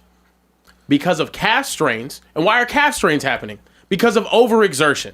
Yeah. It's it's what it is. It's what genuinely it's what it is. So because I was trying to figure that out too though, because back in the day it was ACLs. That was it. The ACL is over for you. It's over. Yeah. Now that's nothing now. Yeah. And now it's Achilles. Yeah. So even then they're starting to heal from Achilles a whole lot faster too. But But still it's still a big issue right now. Yeah. I just think to Trey's point, you got to just let science catch up. You can't have the players slow down. Because you have the players slow down. Think about what it's done to the product, G. Like at the end of the day, think about what the NBA product is not the same product as it used to be. And I'm also sitting here thinking like, it used to truly be, I remember my coach would tell me, hey, you go as hard as you can and I'll tell you when to rear back. You're like, I'll tell you when to slow down. Like, we'll monitor you. Because remember, it's the body your body can go a lot further than you think it can. Yeah. You can push your body to much greater lengths. Exactly right, like Shady saying. You can push your body to much greater lengths. Right now, you got players thinking too much. Now to Kieran's point, you got players saying, man, you know what, coach, let me chill. Back in the day, it used to be, I will tell you when to stop. And they're making more money now, too, though. That's another thing. Yep. Like, coach, listen, though, I make 4 what you make. Yeah. Take it easy. Well, back then, like, Jordan didn't really make no crazy cash to his last 2 years. Yep. You know what I mean? So just imagine that. Like, where now it's like, I make so much money, coach, what you just tell me to do? Yeah. I ain't doing it. Yeah. And I also don't care. Yeah. Fine me. Draymond got fined, what was it? $100,000, $250,000? Draymond makes $25 million a year. Yeah, he's like, I don't care. Yeah, you do what you want, man. Steve Kerr, take it easy. I'm all for it. I understand that the product has dropped down, like regular season basketball. Whenever I was growing up, I knew I was going to go get to see dirt. Yes. Like, I knew that for a fact. I will say this, though. The postseason quality is dropping right now because we can't see the best teams actually put together because they're falling apart come the end of the season. And like, I don't know. I really don't know what the fix is. If you want to keep it an 82-game season, I'm okay with them sitting out some regular season games if it means I can see them in the playoffs. I want to see them in the playoffs. I want to see the best teams compete against the best. But my thing is, I feel like, Kieran, a little bit of what you're saying is exaggeration. Clay missed with the ACL injury, and that didn't have nothing to do with pace of play. Steph missed 2022, that first round. That didn't have nothing to do with pace of play. LeBron James had a groin in 2019, his first year with the Lakers, maybe 2020. That didn't have nothing to do with pace of play. Greats have always missed a time or two. It happens. It's a sport. You're going to get hurt. I think you're just hypersensitive and overcorrecting because you're like, oh, we got to fix them. Greats have always missed, bro, and they always will. I don't know if you got to make such a harsh correction. Yeah. It's always happened. I think it's a less harsh correction to say, hey, look, this back-to-back I'm going to miss the second game of because I want to be able to recoup and save my body for longer. At the end of the day, we're watching a 41-year-old LeBron James play at a level that we've never seen a 41-year-old play at. We're watching a Steph Curry at 37 years old not fall off like we've never seen players not fall off. So you could say that load management is nonsense, but it's showing to be different right now. It is. It just is. See, I don't believe that part. I think those guys are different. Like, the way Steph Curry trains, Like you hear about how the young dudes be like, yo, train with Steph. Like, dog, at this age, he still was. What about an Al Horford? What there's and I get that. I'm listing generational guys, but people are capable of having longer careers than they would have otherwise, simply because hey, I'll take this game off. I don't need this game. Like at the end of the day, now the fan and me, the fan and me. If I was that 8-year-old boy and I was trying to go watch Steph tonight and I was trying to go watch Anthony Edwards tonight, I'd be heartbroken. But is that? Let me ask you though, and this is my last thing. Obviously, we're getting out of here in about 3 minutes. Is that what we need? Because we're holding on for dear life to LeBron James and Steph Curry. Eventually, we have to let them go from the basketball world. Yeah. And we haven't raised up the next generation of them in part because there hasn't been that dog who we've fallen in love with just yet. Ant-Man is supposed to be that dog. We haven't been able to fall in love with him just yet. They're there. They're just not. They're not as marketable as the other ones. I don't know, dog. But I'm saying Ant-Man's not LeBron 4 years into his career. Not yet. Not yet. But also, you can't compare. LeBron's going to be one of the greatest to ever do basketball. When we're gone, they're still going to be talking about how great LeBron James was. But even say Steph.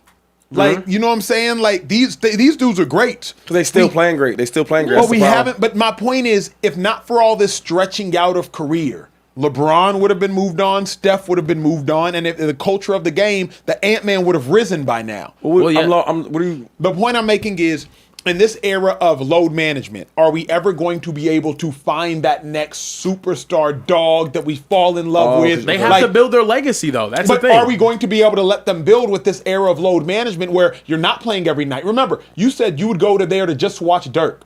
I remember Michael Jordan gave an interview and he talked about every day I would try to go 110 because I never knew if that was the one game somebody would watch me. Imagine if this the one game you went to go watch Steph and Ant-Man, but they didn't play.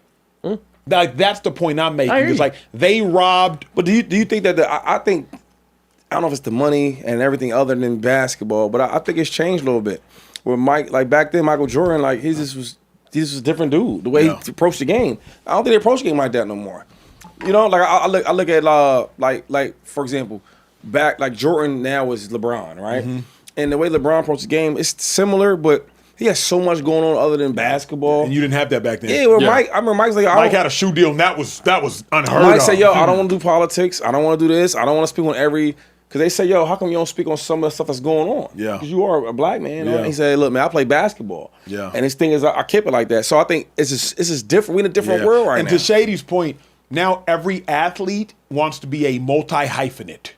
Yeah, you know what I mean? Every athlete got a pod, even the sorry ones. Everyone got a pod. Several of them got shoes. They all want their own alcohol company. Every time something social media, I gotta speak on it. I'm like, back in the day, it was like, I'm hooping. What do you? I'm just hooping. Yeah. So all I want to play because that's all I got going for me. But my thing is that I don't think that's a negative though. Like for the game, how dare this want more for himself? For the game, like for the game, you can say the game that. is that. For the humans, shout out. I think for the game, because now like Jordan, you could tell. He's 100% dialed in on being the greatest. That's it. You know what I'm saying? I don't care about what's going on. I don't want to do none of that. That's it. Yeah. Well, now it's like, dudes got all types of stuff. Like, bro, think about this. When Kobe was real quick, like Draymond, like, they'll have a bad loss. And they'll go on the pod, talk about it. Right on that microphone. Yeah, so, but it's like, that's smart. Yo, I'm not telling the reporter. I'm telling y'all what's going on. I'm going to make more money. I'm being seen more. Yeah, but back then I looked at it like a bad thing. Yeah. You know what I mean? You can say it's a negative for the game. I can hear that argument because it was just about ball. But I think now, for being honest, the whole root of this conversation, we're treating athletes like human beings more than we do just the guys that are going out there and playing sports. Which isn't good for the game. It's not. It's terrible. Nah, but I ain't gonna lie. Shut up and dribble, man. But that's my thing. See, I'm cool with this. You know why? Because a lot of these dudes come from nothing. Yeah. So, yo, I'm about to pay you $25, $30 million to play a sport? Absolutely. Like, so if I beat your body up, it's an even trade. I'm cool with that. Yeah. I'm expecting the ACL tears. I'm expecting the Achilles. Because, you know what? I'm going to have hundreds of million dollars, though. So it's all trade-off. Yeah. You know what I'm saying? Yeah. And like, yo, a lot of these guys, I'm not going to finish school. Yeah, I'm not going to waste my time and go to no more schools, no more lectures, none of that. Yeah. I'm going to play this game. I'm going to get my paper, take care of my family, have a good time. I came to play ball, not school. I'm okay with that part. I don't mind that. It is interesting. Last thought is like, back, I don't know. Dirk ain't had no podcast. I don't even know no commercials. I don't know if his wife or his it didn't exist back then. Podcasts weren't a thing. It wasn't a thing. Radio shows. Even Kobe then, ain't it have wasn't no- a thing. Kobe ain't have that. Now, like, nowadays, like, Social media wasn't a thing back then. Steph and Instagram didn't Aisha exist got when a they was in whole the. brand and company they That's doing. the world. LeBron has like 5 different companies he's a part of. Yeah, LeBron, like man. D Hold Wade, up. even when he was hooping, Time out. he had his liquor companies. How many guys They nowadays? into fashion. How many guys nowadays in the league? And obviously there might be some stories later on. How many dudes do you hear of back in the day? Bro, they had all this and then they were dead broke afterwards. They lost everything. Now that don't Like, matter. still gonna happen, That's, though. that's gonna I know, happen. that's still gonna happen. That's gonna happen now too. Yeah, to these cats too. You know It what? is. You know what the NBA players did back then? We saw it on the Last Hoop and Dance. gamble. That's it. That's it. They was at the casino And on the golf course. and avoiding their wives at any cost. And they was in the streets. So Yeah, that's what I'm saying. Now so they love their wives too much. it actually made me sick to my. Okay, that's They crazy. too loyal. Yeah. They care too much. They have too much ambition. They need to play the damn game of basketball. And y'all sound like the fans that be Nah, like, I got one how for dare y'all. you be smiling right now? Y'all lost the game. Like, you have anything to be happy AC about? Green. I don't. Of I actually don't course. like Oh, that. AC that's Green. a true story though. AC Green was garbage. Nah, You think? Bro, I got videos like crazy. I don't AC like Green. AC Green, Missing bro. easy layups. But I'm gonna say this though. AC Now, if he was Green. your teammate though, y'all know what he had his story of fame, right? Let me do my Googles. Keep talking. Oh my God, y'all Oh, got no, I don't know. Keep talking. I just remember I watched him y'all score might hella think, layups. y'all might agree with this, with what he got going on. Never mind. Man. The chat, ask the chat about AC Green. What they think? You know what I mean? What he had going on? Let's see. What's he known for? Oh yeah, he was a virgin bachelor, is what it says. Now listen. Now my question is though, But hold on. But Tommy, how you gonna say we might agree? 'cause And that's We might agree. So AC Green you say maintained. if you cheat, y'all. He maintained a remarkably disciplined life off the court. As a devout Christian, he remained a virgin throughout his 16-year career, established a youth foundation promoting abstinence, and was nicknamed the Iron Virgin. and he was teammates with Magic Johnson, who's HIV positive. I can't tell. He living large. He living so good right now. Whoa, Shady. time out, brother. Y'all cutting up. Yep. And this is Why we shouldn't end this show for a minute. No. So I'll ask you some serious questions though. Please do. Imagine stuff we just joking about, but serious stuff. I hope. If AC Green was your teammate, could you trust him? It's a good question. Man, ask you a question. They called him the Iron Man. He played 1,100 consecutive games. I call him the Iron Virgin. No, but his actual nickname was the Iron Man because My he man, my played man. 1,200 consecutive games. You didn't answer Listen, the we question. wasn't worried about people scoring buckets. All right, that's Right. They didn't care about that. I was asking. You're on the road, you know what I mean? Good game, tired, get some drinks, hang out, you know, Yeah, something yeah, like all a that. comedy show and all that. Man. Yep. My question is, as a teammate, do you trust him? As a teammate, yes, because I Okay. hope my teammates got my best interests at heart no matter what. right. Yeah. You gotta trust him. Oh, you gotta trust him. Yeah, Okay, Iron okay. Virgin. He's not deceit. He's not, you know what I'm saying? Right. He's not tempted by, You know, like, you know, yeah. he ain't falling into no booby traps. Okay. Now ask the chat. Ask the men in the chat. Okay, all right. If you play on any team, matter of fact, because some of lots of people they play high school, they play Yeah, for sure. college and all that. I might not want to hang out with him, but Why? I'm gonna do virgin shit. I don't want to. Hey, Virgin, I'm not going. I'm sorry. But you got a girl. You got a girl. Wait, You girl. wait, Yeah, hold on. yeah. What is virgin? What is virgin No, but shit? he girlfriend. What is virgin shit? Yeah, like- What is it? you got virgin hobbies and Like whatnot. what? What is it? Whatever you think of in your head is probably I don't what we think do. I don't know what to think of. I want you to elucidate, please. Wait, he asked the chat. You want me to hallucinate? Ask the player, the ball You player. hallucinate. Oh, hallucinate. Elucidate. Ask the- Wait, what? Bro, like I don't know. We gonna be Elucidate, that's sitting a- here that's bowling a in our T-word. 20s. It's like, bro, I want to go party. Like, let me give me a drink or But something. no, I'm saying right Like, now you were like, yo, you hang out with him and all that. Yeah. So I just want to know how people Yeah, think. I asked the How'd you chat. ask? How'd you ask? I said, can y'all trust AC Green as a 16-year NBA virgin? Good question. It's a fair He asked question. like that. Okay. Is that fair? I mean, I'm saying if you're his teammate, do you feel comfortable to trust him? oh, Just okay. to You hang out want with me him? to Like, ask would that you- instead? Yeah, would you want to trust the heck? You know what I mean? Well, they 62% is already saying no, they can't trust him as a 16-year NBA virgin. So that's and they think I'll be on this show tripping. Wait, but why? Yo, me and the chat be right here though. I don't know. We be right here, y'all, but we be right here. But why can't you trust him? Now look, ask them because he said 60. How many people? Because when I said if a it's man, going down now. It's 55%. see what you did. I said before. I said, yo, if a man don't Cheat. If he's never cheated, you can't even trust him. My uncle told me that. Yeah, but he's never even had an opportunity to cheat because he's never. That's even worse. That's worse. We got to call Uncle don't talk to him. He might think differently though. Nah, Uncle. He might not hang with him like Kieran said, but he might trust him though. What? Uncle, He was gonna right around the whole AC. time. Hey, excuse me. I would make the argument: wife? is there any person more trustworthy than AC? than somebody that can resist the temptation of flesh? Amen. The flesh is weak. Amen. I'm like, Lust is real, Shady. Hallelujah. very true. And that man avoided it. At all costs. You know he had For the ladies 16 throwing years. it at him. Yes, they did. 16 years in the I don't league. know, he was Teammates with garbage at the Magic. time, man. It was probably It don't matter. You get that black card. I'm scared. I'm scared of that though. I'm scared. Like, Don't y'all get cards as NFL players? Y'all get. I'm an NFL player. You flash it to the bouncer. You get in. Yeah. He had that. But I'm He scared. flashed it to him. no, but I'm scared to be like you. Like I'm scared. I'm scared of that. Though.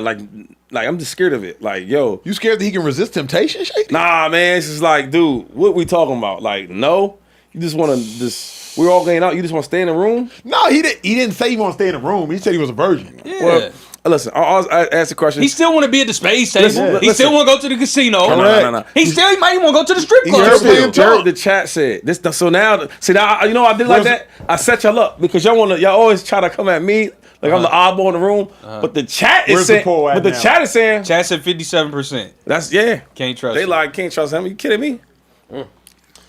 They Yeah, no, like, that's you can't tough. trust I do have some super chats. Read them. Get out the show. We already. You guys here 4 hours. Why not? I'm chilling. Go ahead. Victor Mo Jr. Victor Mo said, "What's good, fellas? I What up, love G? Jalen as a quarterback, but he needs a system tailored to his strengths, regardless of what's around him. Also, the uncertainty with AJ may turn off a lot of candidates. Dayball is an excellent choice, or maybe Joe Brady. I love both of those choices. Yeah. I think Yeah. that should be choice 1, choice 2. Yep.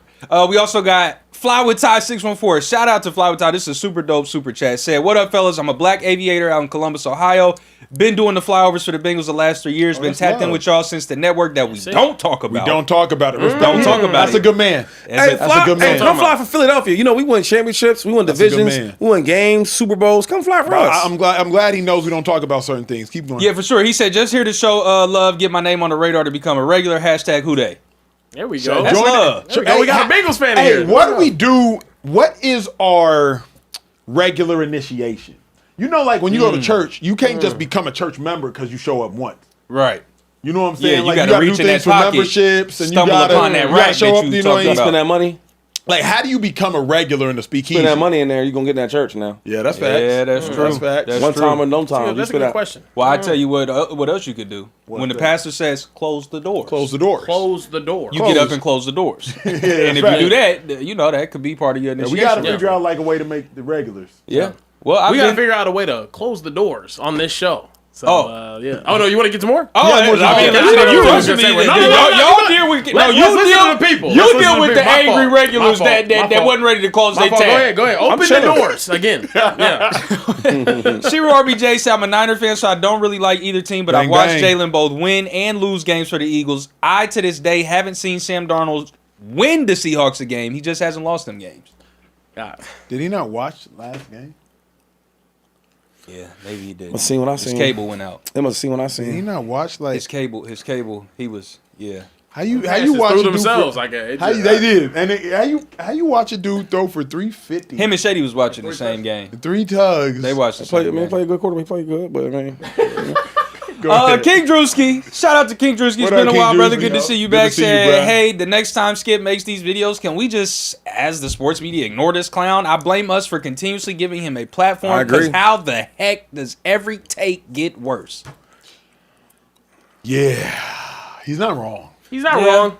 It's not going to stop, let's put him in the Hall of Fame though. If I say what age do you gotta? Skip like Skip is 73. Skip is- Shady Skip wanted is him Hall to of hang up Famer. his jersey. I think Skip like 73. Yeah, give him some He's a Hall of flowers. Famer. Yeah. Hey, is any super chats about the AC? About the AC Green, nah, None. nobody. They pose it holding steady at 58%. Oh man, it's going up. It's going up. It's gonna be a Here's 70 2 tomorrow. more super chats. Okay, D. 2 more. We'll close the show out. Biggest Hater 6 said, separate from football, where'd you get that shirt, Shady?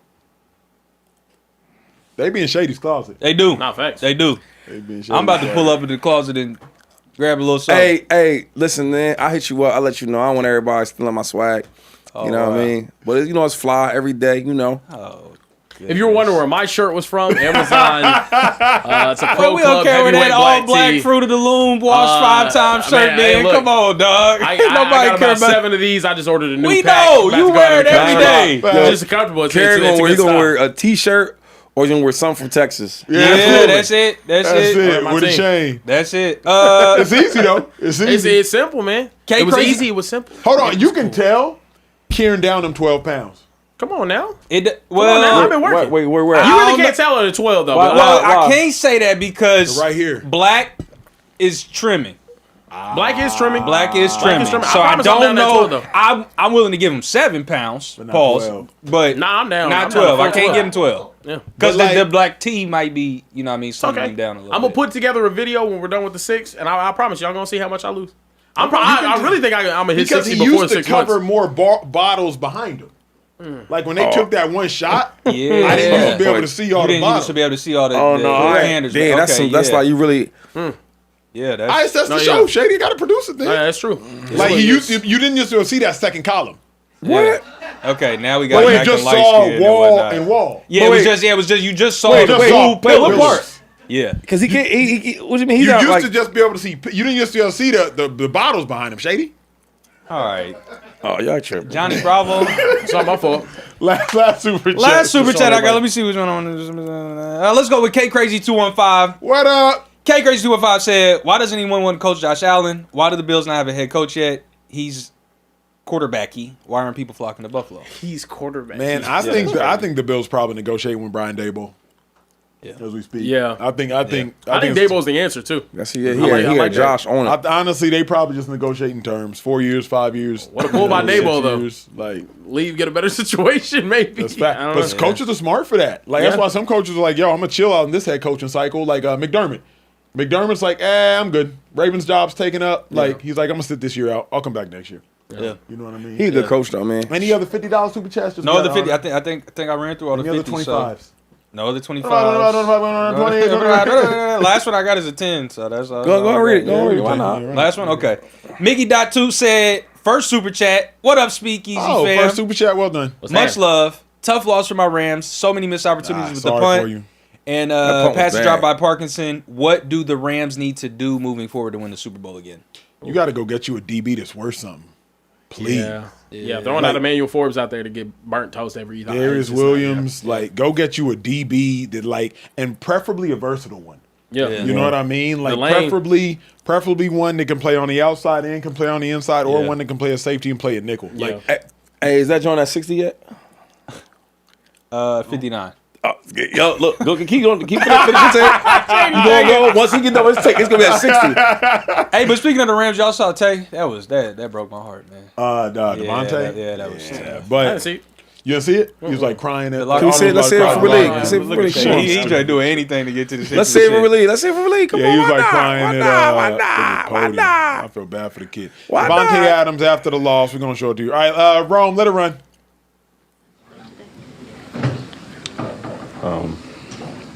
He had to zoom in on my man. He ain't cry though. He cried. He did. Nah, he just didn't speak. He had a little thug tear. It'd be hard to get it out when you be really crying, you emotional. Yeah. I'm proud of the way the guys fought today. Yeah, he did.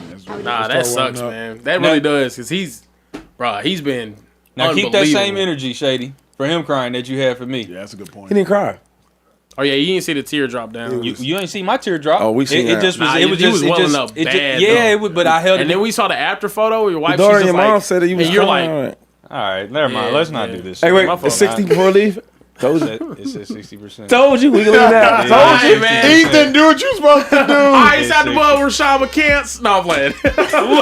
Look, ladies and gentlemen, it was another amazing show. We'll be back was. here tomorrow appreciate y'all. night, 11:15 p.m. TJ Eastern, Hushman's out in the building. 10:15 p.m. Central, 8:15 p.m. Pacific in the Speakeasy. We do not respect Mountain don't. Never Time. have. Look, Never have. for K-Bear Kieran, LaShawn McCoy, Emmanuel Acho, Social Trey, and everyone in the back, make some noise in the back. Shout out to the gang in the back. We'll see you guys next time right here in the Speakeasy. Peace.